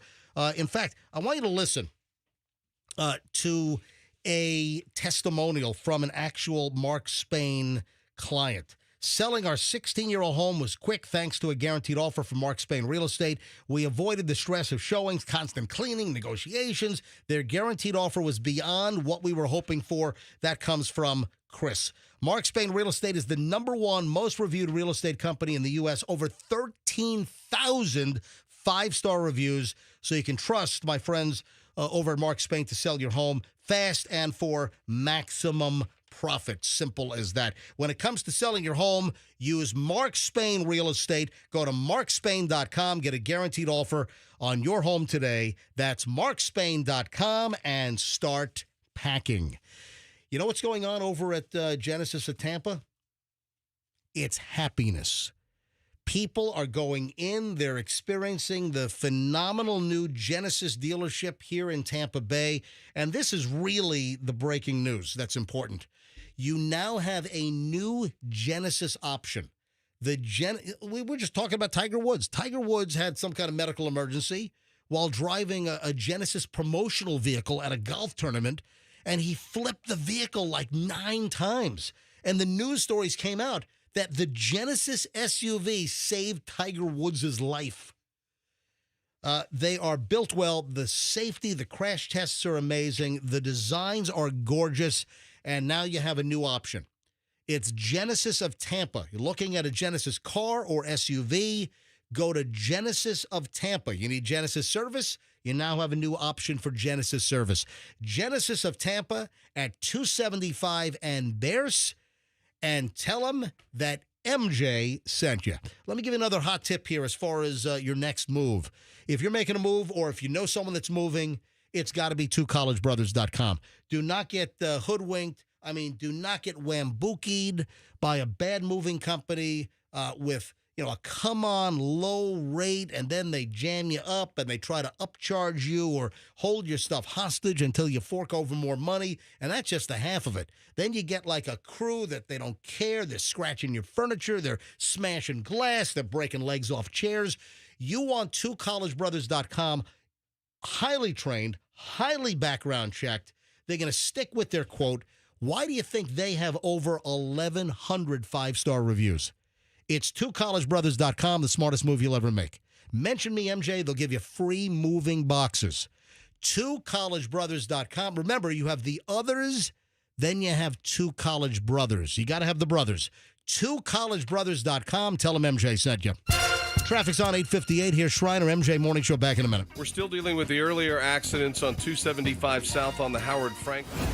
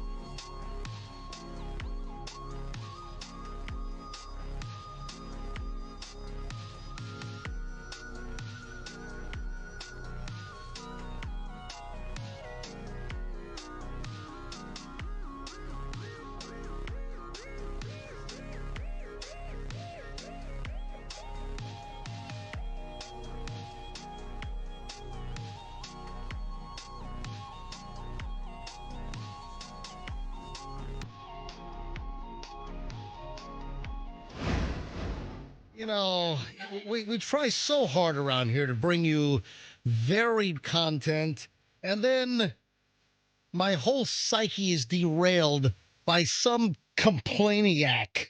Well, you've lost a listener. Oh, son of a! Oh no! So now you're going to lose the number one spot. Right. Now that's this listener's probably this listener turning us off and never listening again is going to drop us down to number 21 in the Nielsen ratings. All right. So what's the story? They did not like your commentary regarding the gentleman who had to be removed out of the apartment complex via all of the apparatus, and we told the story. Nope, the poor man has a problem and needs medical attention, and now it's become a circus show. Yes. I didn't turn it into a circus show. They had construction equipment and forklifts and cranes out there. They had to cut a hole in the concrete wall of this complex, this apartment condo. I think we handled it quite respectfully. Exactly. We don't hold it. I want all the listeners to hear this. And anytime you hear us talk about anything, put it in this context. We do not make the news. We just report it. We just share it. Did you laugh about it? I don't think we laughed about it. I mean, we didn't call him Larry Lardass. We didn't say Fatty Boom Balatti. What are you sending? It could have been a lot worse. All right, stop. You know, I didn't call him Gary Gravy. Nothing like that. I didn't ask, where do you strap his feed bag to? I didn't say any of that stuff. And by the way, and Fester's not the epitome of fitness. Fester's not. Oh, compared to that guy, I am. You're not an Adonis. You know what? Yeah, I'm not walking out of this building via the window in a forklift. You are an Adonis next to that guy. Anyway. This guy has a picture of me on his refrigerator thinking, oh, man, if I could only look like that guy. But listen, it's not my goal to lose listeners. It's quite the opposite. I'm trying to do a great show with you guys every day to attract more listeners. So do me a favor, folks. Since we just lost that listener, if you know somebody that doesn't listen to us now, can you kind of convert them? Yeah. So bring them over. I need our listeners to bring a friend over. Please talk somebody that you know into starting to listen to the MJ Morning Show right now or for tomorrow morning, so I can replace the complaining listener that just quit the show. But don't tell them we make fun of fat people being extracted from buildings with forklifts. It wasn't. Don't share that with them. Don't use that as the enticement. No, don't use that as the hook. We weren't making fun of the guy. That's why I'm saying don't say that. It was a story. It was a spectacle. Fester said, "Don't say that because it's not true." It would be a falsehood. Yes. And we don't want to spread falsehoods. Listen, I'm just telling you right now. I've been doing this long enough, and the things that we do on this program, content stories that I would think would be the furthest thing from offensive, sometimes pisses people off. I mean, what I've learned over the years, you might have the most innocuous thing. It might be all like roses and Bambi and the cute, and somebody's angry. Yeah. You just never know with people what torques somebody off. What pisses somebody off? And sometimes it's the most bizarre things, something that never even crossed your mind. And suddenly, like, you've lost a listener. I've smashed all my radios, so I can't listen to you now. Right in the middle of their car is just a smashed out screen. I shot it. I'll show that, MJ. Oh. Hey, we watched the latest episode of Tulsa King last night. Oh, yeah? And Sylvester Stallone's in the back of an autonomous self-driving car. and That's just a funny premise right there. The FBI dude, he thinks he's getting picked up, but it was one of like those Waymo self-driving cars, right? He gets in, there's no driver. And then it's like, would you like to listen to music? And he says like, no. And then it starts blaring and it misinterprets him going, no. And then it starts blaring like rap music. And he takes out his gun, Sylvester Stallone, and shoots it a hole right in the, the big giant, like display screen. Screen. Yeah. Don't do that to your car radios. Yeah. Where was? Oh, Dolly Parton. So Andrew told me this during the break, and I didn't know this. She has 11 siblings. All right. So Frida, I guess it was Frida that put out the alarm, please pray for Dolly. And listen, if your sister is telling you we already knew that Dolly was having health issues and canceled shows. And then one of your sisters comes out and says, please pray for Dolly. I mean, what are you supposed to think? Yeah. I mean, it's not like she's got a headache or maybe she's got an ingrown toenail. Tumble out of bed and I stumble to the kitchen. I mean, if you say pray for Dolly, you think she's on her deathbed. I mean, if you're asking for T's and P's, thoughts and prayers. Yeah. I mean, you got to be dying soon. So Dolly comes out with a statement, puts out a video, and I got to be honest, she did not look bad at all. You know, she shoots a video. It pops up on social media yesterday, and I expected her to be far worse, but she seems fine. You know, it seems she's getting treated for something because she does comment that she's having things done at Vanderbilt. Right. Which, you know, Vanderbilt is a phenomenal university. Vanderbilt has, a medical school. Vanderbilt, it's a top, medical facility. And It's the Harvard of the South. You know what? Yeah, it's. Is that true? You know what? You generally talk out of your rectum, but that's, I think it's fair. It's a very good school, Vanderbilt. Yeah, Hey, buddy. Natalie, bring your camera over here. All right, so this is. I want to say something. Yeah, this is Well, Dolly. today's October the 8th, and obviously I'm here doing some commercials for the Grand Ole Opry, which is why I'm dressed kind of like a country western girl. But before I got started, I wanted to say, I know lately everybody thinks that I am sicker than I am. Do I look sick to you? I'm working hard here. Anyway, I wanted to put everybody's mind at ease, those of you that seem to be real concerned, which I appreciate. And I appreciate your prayers because I'm a person of faith. I can always use the prayers for anything and everything. But I want you to know that I'm okay. I've got some problems, as I mentioned, back when my husband Carl was very sick. That was for a long time. And then when he passed, I didn't take care of myself. So I let a lot of things go that I should have been taken care of. Apparently, she was drinking like 2 cases of beer a day. Whoa. And a whole lot of Jack. Tennessee whiskey? I have no idea. All right, here, listen. So anyway, when I got around to it, the doctor said, we need to take care of this. We need to take care of that. Nothing major, but I did have to cancel some things so I could be closer to home, closer to Vanderbilt, See? Where I'm kind of having a few treatments here and there. So, is she minimizing whatever treatment she's having here or there? But I wanted you to know that I'm not dying. Did you see that AI picture of Reba and me? Ooh, Lordy. I mean, they had Reba at my deathbed. Really? And we both look like we need to be buried. But I thought, oh, my Lord. But if I was really dying, I don't think Reba would be the one at my deathbed. She might come visit me earlier. But anyway, there's just a lot of rumors flying around. But I figured if you heard it from me, you'd know that I was okay. So anyhow, that's what I wanted to say. And I'm not ready to die yet. I don't think God is through with me, and I ain't done working. So I love you for caring, and keep praying for me. She's not done working, folks. Nope.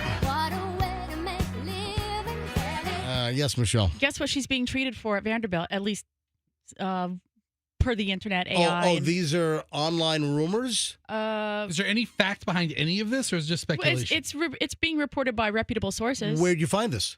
What is the source you're looking at right now? Well, one of them says Hello Magazine. Oh, Hello Magazine. Hello. Oh, hello. That's where I go for all of my breaking news on celebrities. Hello. They have an inside track to all of the medical happenings at this prestigious place. No, Hello Magazine. That's a gossipy kind of magazine. Yeah. Right. What are they saying? Kidney stones. She has an infection from kidney stones. Oh, all right. Oh. So, which kind of makes sense because, look, she looks pretty well. Yeah. Right? And kidney stones don't, debilitate you to, that degree. And their procedure, so I'm guessing she probably has to get the kidney stones treated and also probably has to be treated for the infection. I wonder if she had lithotripsy. You know what lithotripsy is? I had that. Mm-hmm. I had lithotripsy.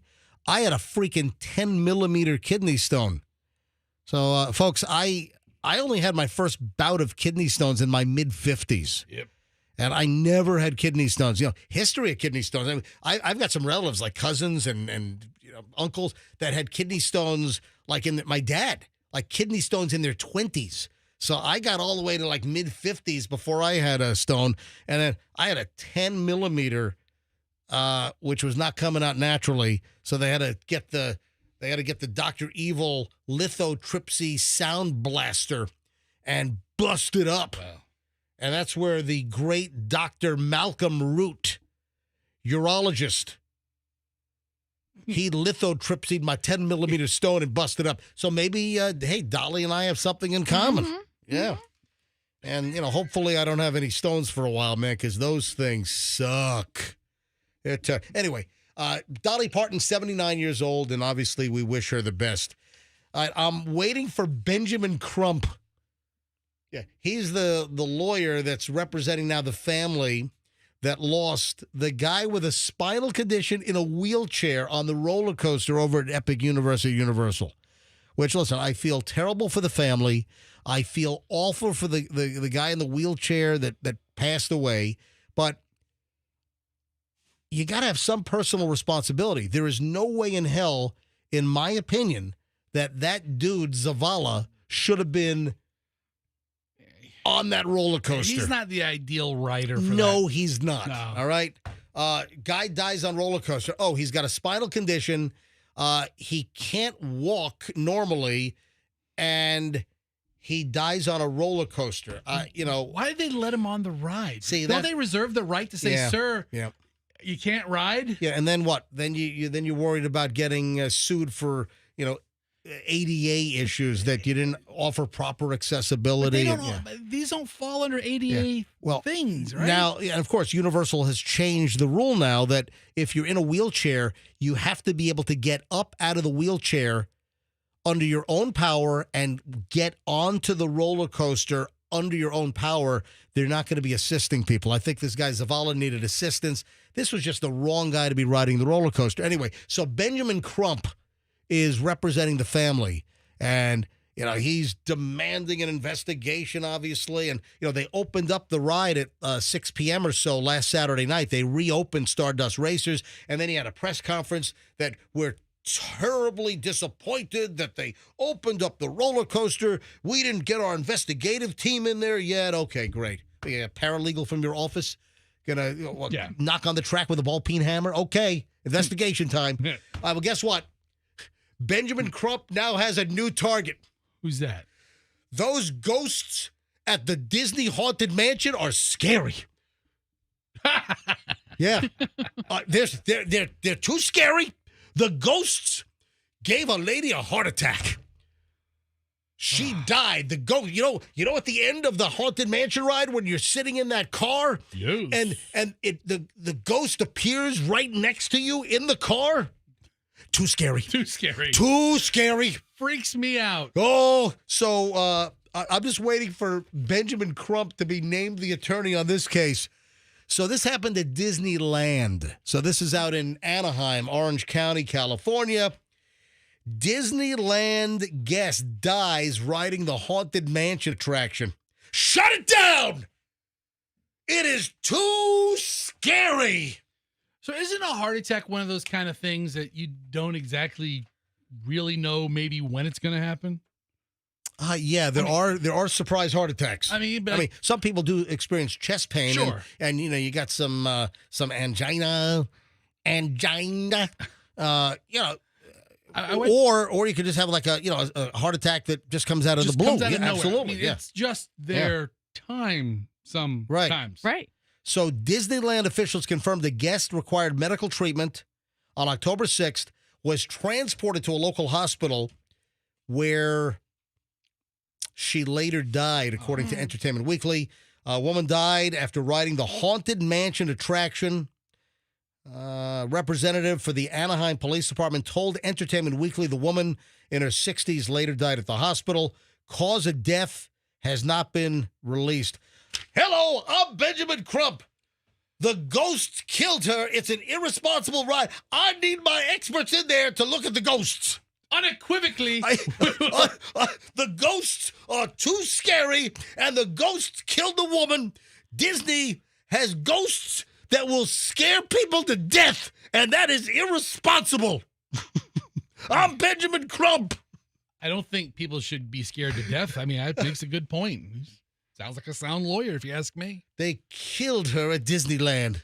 Unequivocally. Yes. Just the ghosts are too scary. I mean, again, I feel bad for this woman and her family, but I'm just thinking that's the next thing. He's going to be out. He's going to have a press conference with the family. Andrew, you are the resident Disney fanatic. Yeah, we've got an adult Disney fanatic. Our producer, Andrew. Let me ask you this, Andrew. Who said I'm an adult? Andrew, would you be satisfied or happy if you died at Disney? Oh, Fester, that's terrible. We're all going to die. We're all going to die. But I say, because every vacation Andrew takes as a 50-something-year-old guy, every vacation's at Disney. Yeah. I mean, so I think that probably, you know what? Every person who's ever lived eventually dies. There's going to be a white powder alert. So seriously. So well, no, hold on. When Andrew passes, they're going to be on the walkie-talkies at Disney. White powder alert. No. You're confusing them. What? I'm talking about physically dying in the park, and they have to carry out the whole body. And then then white powder is and then they come back. Right. And they spread his ashes. Okay, that would be the white powder alert. So, folks, if you don't know what this is, a real thing, that people's last wishes are to have their remains, their cremains, their ashes spread at Disney. Yeah. And this happens all the time, where people, family members, they bring in the ashes of their loved one to spread at Disney. And the internal code, if they see somebody and they don't want this to happen, it is against their rules. They don't want guests spreading people's ashes inside the park. And when they're spotted, it's called a white powder alert. Andrew, that also has a different meaning for Charlie Sheen, by the way. He's sobered up. Yes. He's everywhere now. I've seen him on all kinds of shows and I know. podcasts, and he's everywhere with his new documentary out. Andrew, is that your dream ending scenario? Dream death?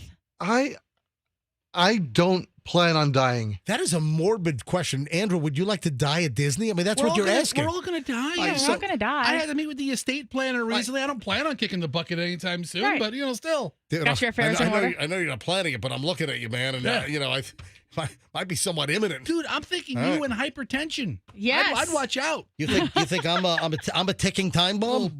ball of frustration over there that's known as MJ. I'm concerned about you, pal. I'm a ticking time bomb. You know what, Andrew? Let me glom on to What ride would you want to go on? That's the question. Yeah. I was just about to say, let me glom on to Fester's morbidity. Yeah. All right. And if you had to pick one attraction at Disney, where do you want to? Oh, the Hall of Dead Presidents. Okay, it's just a Hall of They're not all dead. Yeah, several of them are still alive. That's true. There are a few. Well, the current one, the last one, the one before that, they're all alive. But the Biden one, you really can't tell. Okay. He's still alive. He's still alive. Go, Joe, go. I don't right. see anything happen to President All right, Biden. Andrew, which ride, which attraction? Oh, that is a tough one. Yeah. I'd say probably the new Tron attraction. Really? Tron ride. See, Okay. I'd want to do the teacups Yeah. or Dumbo and really creep out the kids.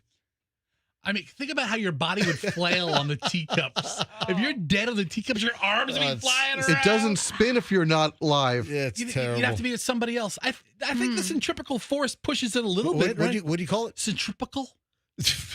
Centripetal. Cervixical. Centripetal force. Cervicable? Is a center, right? Centripetal. Centrifugal force. Centrifugal? Did you say trivical? Centrifugal force. I thought there's a P in it. Centripetal. No, it's an F. Centrifugal. Yeah. That's a hard word. Yeah. We should have a better word for that than that. Spinning in circles. Just the forcey force, Andrew, I think would just flail your arms around. Yes. Centrifugal force. Ooh, Would you like me to spell it for you? No. CENTRI. I said no. FUGAL. Centrifugal force. I got the FU part right. Yeah. But I wasn't using that in the context of spelling the word. Andrew says I've moved to the next round. All right, 9:21 at the MJ Morning Show. So I'm just waiting for the lawyers to come out of the woodwork. Disney's Haunted Mansion is too scary. She was scared to death. You know what? Those ghosts dancing in the ballroom. Scary. Oh, scared her to Scary. death. Oh, Yes. shut it down, Benjamin Crump. Shut it down.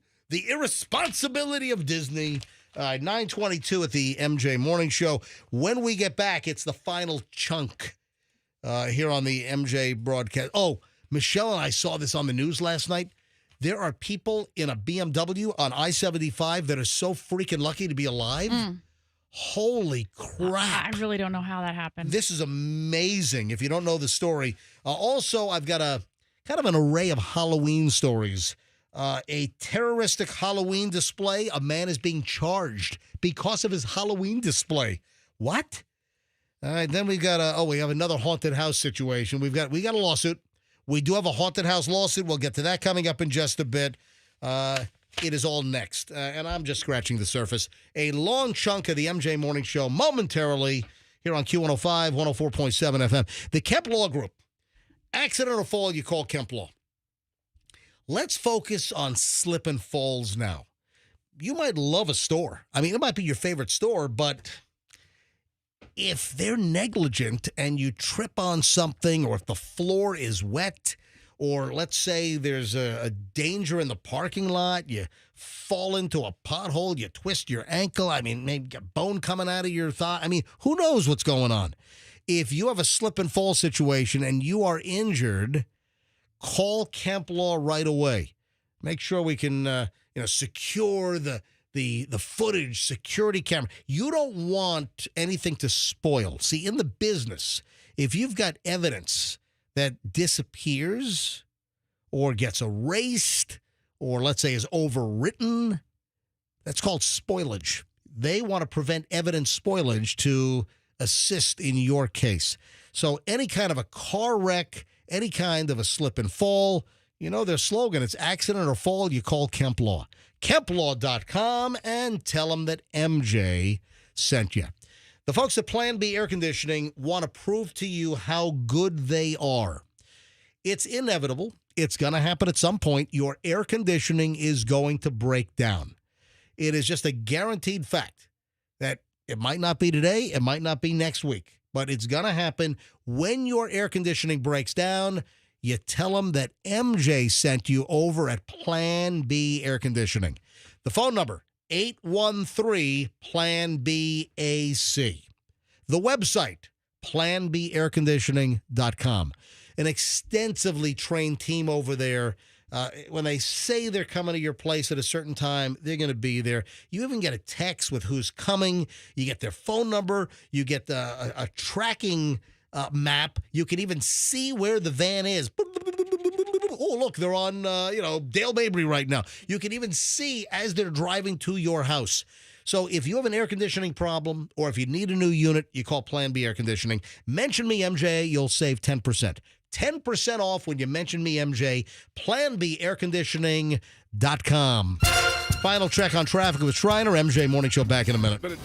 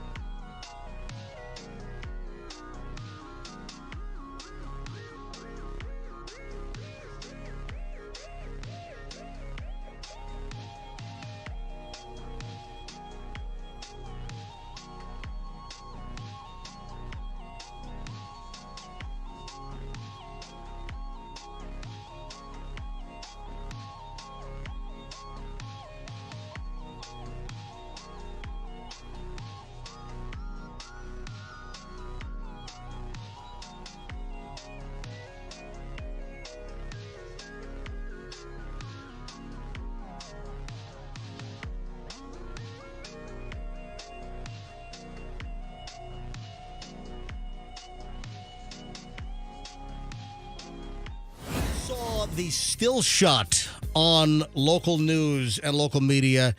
And Fester has found the FHP released video from another motorist's dash cam. And this is unbelievable. 3 passengers in a 3 Series white BMW are lucky to be alive. I mean, that must have been a collective duck, you know? Yeah, I mean, this is such a scary video. Oh, my God. A driver and 2 passengers walked away without injuries after they drove at high speed underneath an Amazon tractor trailer. I mean, that tractor trailer was just in the wrong spot for this situation. No, the tractor trailer was doing nothing wrong. For this situation, he was doing nothing wrong, but dude, the tractor trailer was just driving on I-75 when they would have skid out otherwise. They would have skid out and ended up in the grass, maybe brushed the side of the tree way off the road if the tractor trailer wasn't right there. The guy's doing nothing wrong, but it's a terrible accident. This happened Tuesday night. A driver and 2 passengers are lucky to be alive. They were pinned underneath, shaved the roof off this white BMW 3 Series. Somebody alert Kurt Dooley over at BMW of Tampa. Somebody needs a new 3 Series. After this. Yeah, troopers said an 18-year-old driver was operating in a reckless manner and lost control. Absolutely. We see him apparently to pass at a high rate of speed, maybe downshifted or something, because lost control of the vehicle. The rear end of the vehicle driving at a very high rate of speed, fishtails, might have been in the number 2 lane, and then tried to quickly pass in the left far number 1 lane, lost control at high speed, fishtailed, and drove right underneath an Amazon tractor trailer in the number 3 lane. Yeah, he goes from 2, whips around this vehicle, tries to come back, loses control, and then just smashes the semi-truck. So, Andrew, the accident happened at mile marker 269. Can you tell me where that is? I-75. Is that Dade City? I-75, mile marker 269. If you can tell me where that is on I-75, near what exit? And it is remarkable. As you see the BMW try to pass, you can see the rear end gives out, fishtails, and drives right underneath at, what would you say, 80 miles an hour? 70? I mean, it's a high rate of speed. They're traveling at full interstate speeds. So all of the passengers apparently ducked very quickly, or else they would have been decapitated. They would have, what was that? The MMR is 269, mile marker 269. But they, so just north of Bruce B. Downs. Okay. Just north of Bruce B. Downs is mile marker 269. Lucky to be alive, but there's no doubt about it that the 18-year-old driver was operating recklessly. Hang on, just south of Bruce B. Downs is what Andrew says now. So in the vicinity of Bruce B. Downs and I-75. Oh. Yeah, so this was just after 7 p.m. on Tuesday night, and the video is insane. Then the impact of the car smashing into the Amazon tractor trailer, it caused the Amazon trailer to jackknife, and that veered over to the left, and luckily no other cars were involved with that. But if you just would have shown me this video and you said 3 people were inside, I would have said, get 3 body bags. Yeah, 3 dead people. But all 3 walked away, no injuries. They're not even saying minor injuries. I mean, if you look at the angle of impact, wow. I mean, the car kind of scooches underneath the semi-truck and doesn't hit it full force. Dude, that's pretty forceful, dude. Yeah, it's pretty forceful. But look, the car's coming in at an angle, and he kind of and it kind of just places right there. Dude, it's not like he totally T-boned him. Dude, it is so major force that it causes the Amazon tractor trailer to swerve and veer out of control and jackknife. It got stuck underneath, of course. Right, but when you look at the angle of the impact, it's not as severe as it could have been. It's pretty severe. It's pretty severe. You're downplaying it. You're upplaying it. No, I'm not. I'm proper playing it. Let's side play it. I'm accurate playing it. All right, so you had 3 18-year-old guys in the car. So this is another example of the 18-year-old male brain is not fully developed. No. Well, just obviously bad decision-making here. I think Flo was on the scene right away. Yep. With the creepy friend of hers. Yeah, what a creepy guy. The creepy guy from the Progressive commercials. But the video is unfreaking believable. All right, I mentioned we had another series of Halloween stories, man. This is weird. Two things here. Man charged with terroristic threatening over Halloween body bag display. 'Tis the season, folks. This happened. This was in Kentucky? Stanton, Kentucky. A guy was arrested over a Halloween display in his garden. He has body bags with the names of city officials in his yard because he's had ongoing disputes with the city management. I don't know, man. It sounds like a freedom of speech issue. You put me in front of a judge on that one. You know, interesting point. A man was arrested. Stephen Markham, 58, charged with terroristic threatening.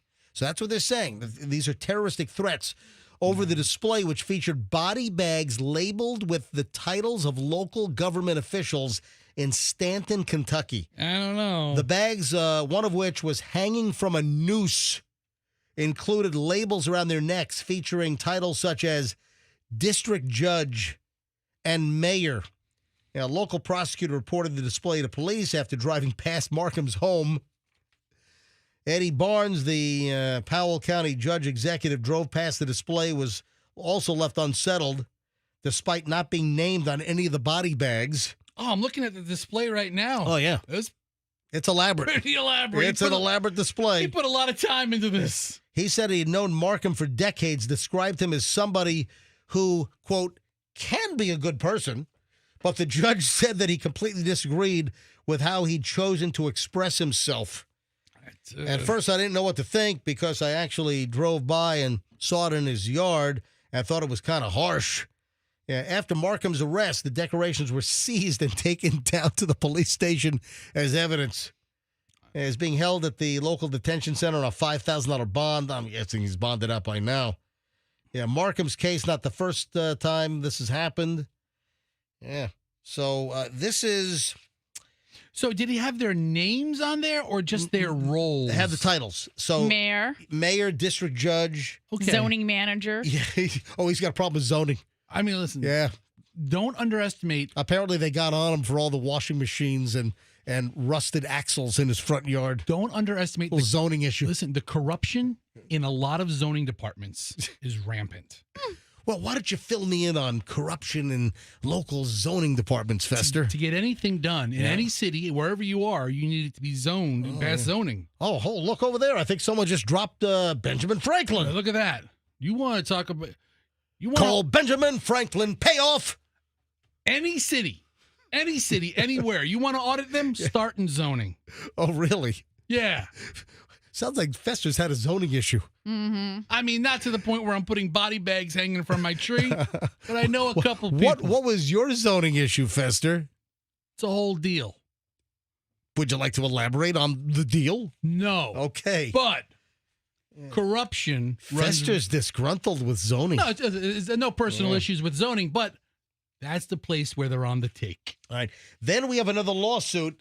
I'll tell you what. A lot of people in the zoning department have boats, if you know what I mean. Big boats. Big boats. You say they're all and on vacation houses in like the foothills of the North Carolinas. They're all they're all in the grift. Yeah. One hand's rubbing their neck, the other hand's out, if you know what I mean. So last segment we had a woman died on the haunted house ride. Right, with a heart attack. At Disney out in California. It was the Haunted Mansion. And I've been to both. And if I'm not mistaken, they're identical. I think the Haunted Mansions are exactly the same. Because, Andrew, have you ever been to Disneyland in Anaheim? No, I wouldn't waste my time with that. It's a much smaller operation. But, when I lived in L.A., I went to Disneyland several times, 89, 90, 91. Oh, Michelle's giving. Oh, it's pre-Michelle, so Michelle doesn't want to hear it. I'm just curious who you went with because you were an adult and you didn't have kids. So how would you have gone to Disneyland while you were out there? I rented kids for the day. Yeah. No, MJ went to Disneyland with the deaf model that he dated. She could not hear his screams. So we had an outing. We had a radio station outing. Oh, yeah, radio station outing. With MJ plus one. 3 times. In walks the deaf model. Yeah, so we had an outing from Pirate Radio. Mm-hmm. Yeah, where are all my Pirate Radio zingers and zappers? Oh, that's what I wanted. I wanted all. I wanted all my zingers and zappers. No, so we did an outing. Well, we had a staff fun day at Disney, and then I had a. So let me get this straight. A bunch of adults from a radio station. Yes, that was like the fun day was to go to Disneyland without kids. Yes, and then then a second what time. What kind of weirdo adults are those, MJ? Nothing's more fun than hanging out with coworkers. I can't remember Disneyland. I can't remember who it was, but let's stand in line for 45 minutes and talk to each other about. Hey, have you talked to Sue in accounting lately? Yeah, she got a new haircut. All right. What about that programming? Can I That finish? morning show? They suck, man. When are they going to get rid of those people? Can I They're finish? dragging us down. Can I finish the damn story? Please. Sure. All right. Please. So then I had a friend. I can't remember who it was. A friend came over from the East Coast, and we went to Disney. I'm trying to think who it was. Yeah. I can't remember. Was it a girl? Oh, jeez. there you go, Michelle.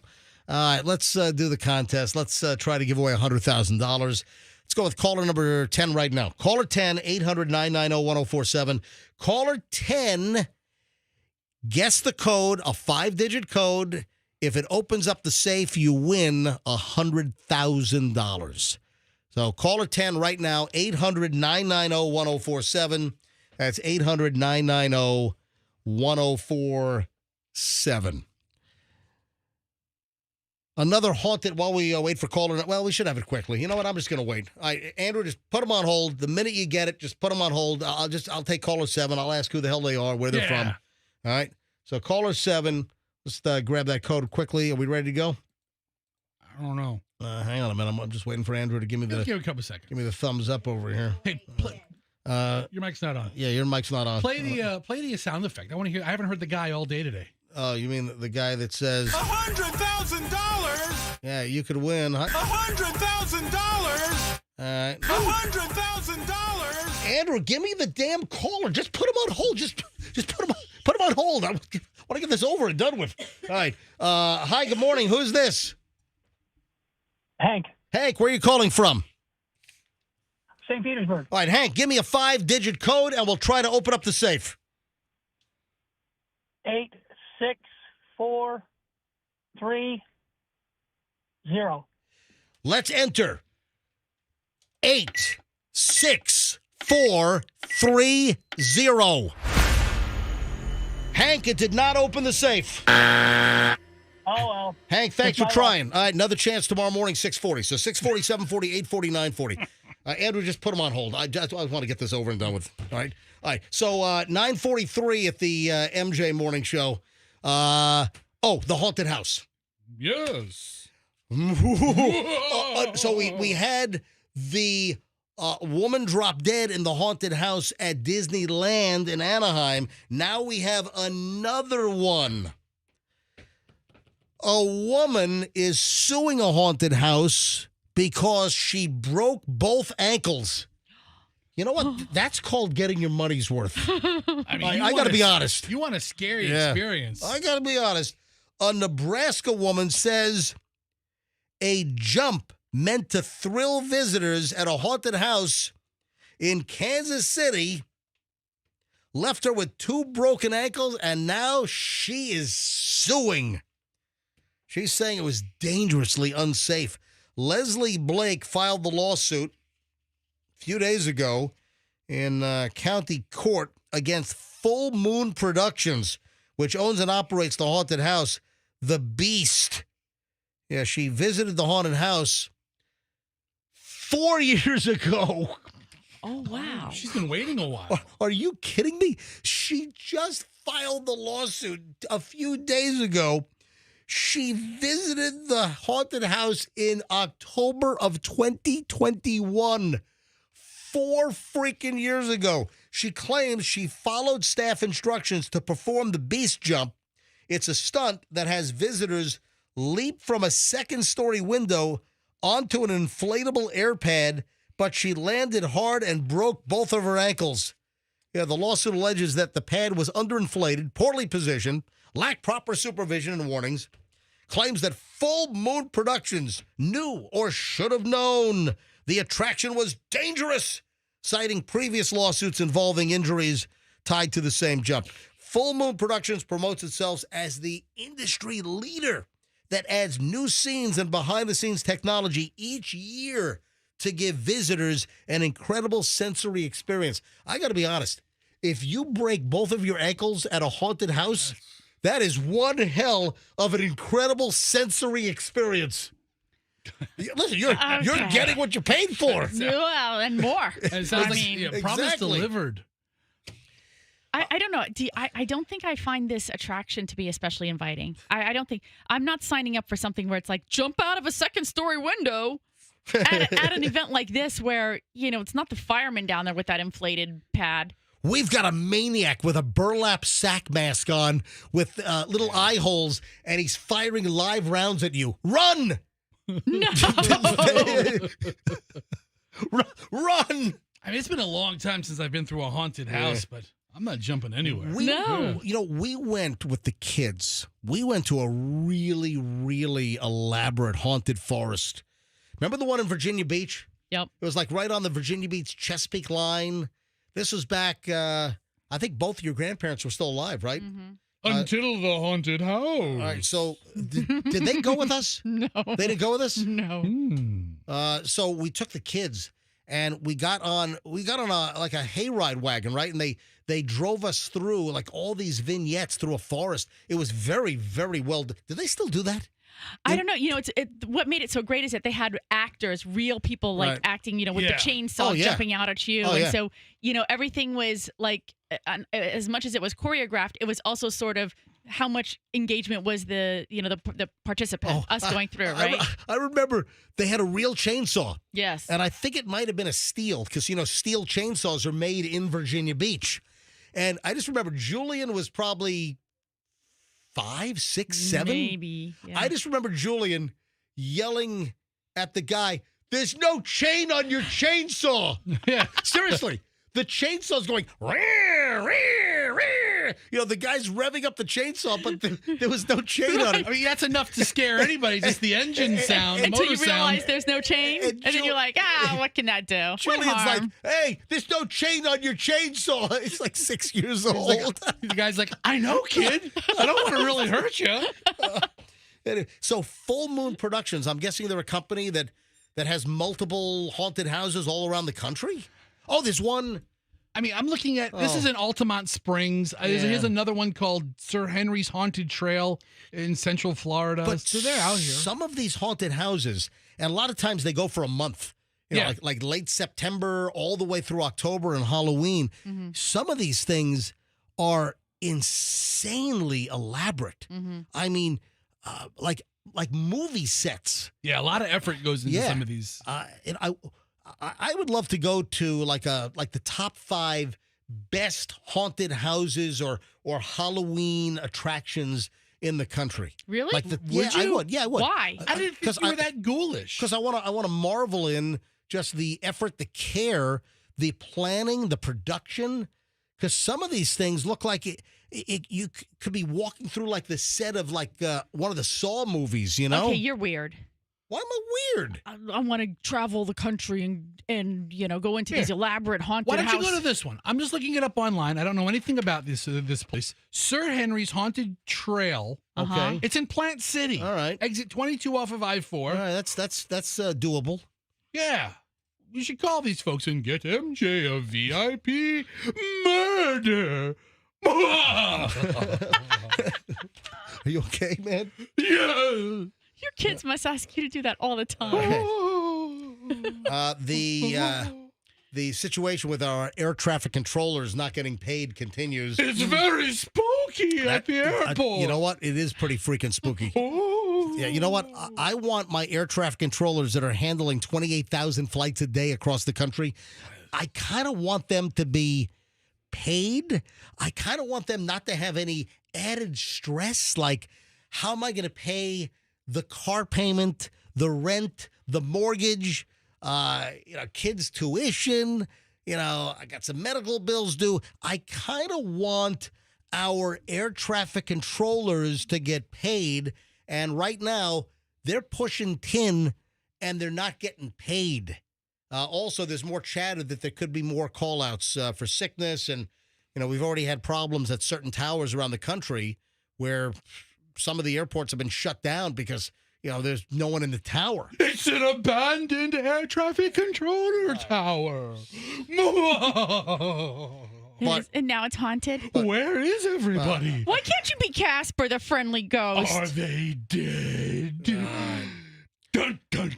All right. So you got air traffic controllers. In fact, I was up at the tower at Tampa International yesterday. Who was there? The ghosts of air traffic controller past? No.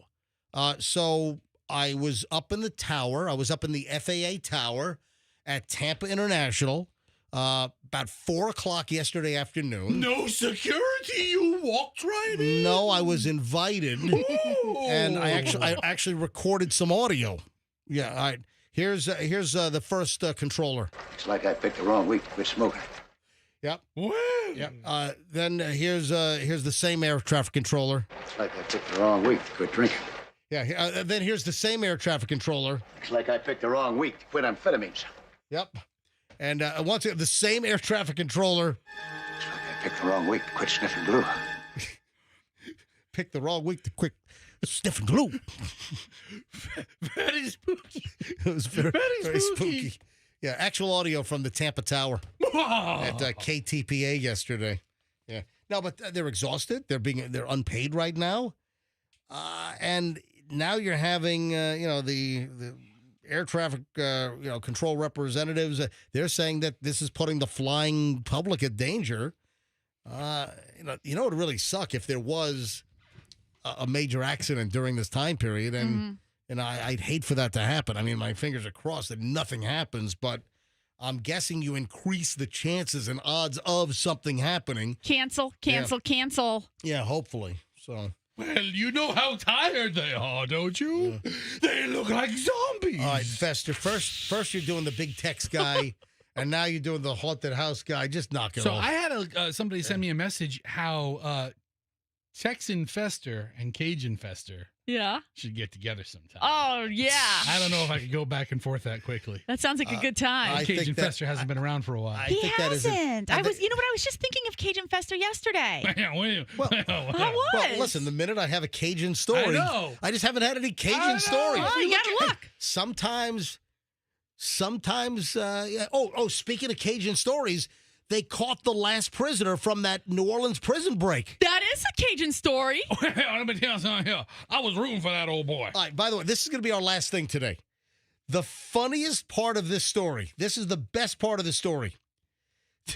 The dude was found in Atlanta or the Atlanta area. So the last remaining fugitive who was part of that New Orleans jailbreak earlier this year was found a standoff in the Atlanta area. And the funniest part is what road they were on. Did you see this? What?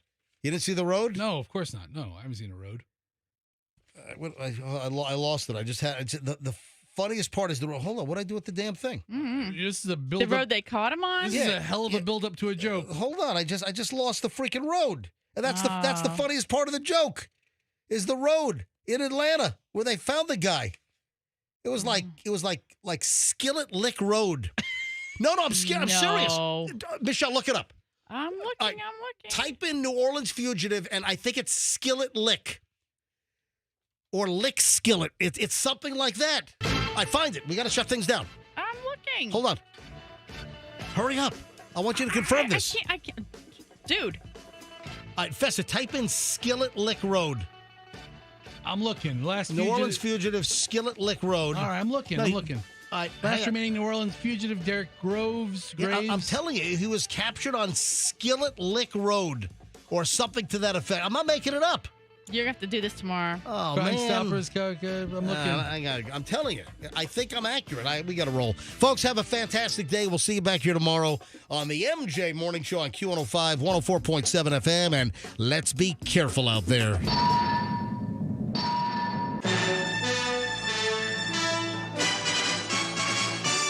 The Q105 app is your connection to all the big contests. Powered by Anajar and Levine, accident attorneys. Call 1-800-747-FREE. That's 1-800-747-3733. If you're seeing dust on your baseboards, it's time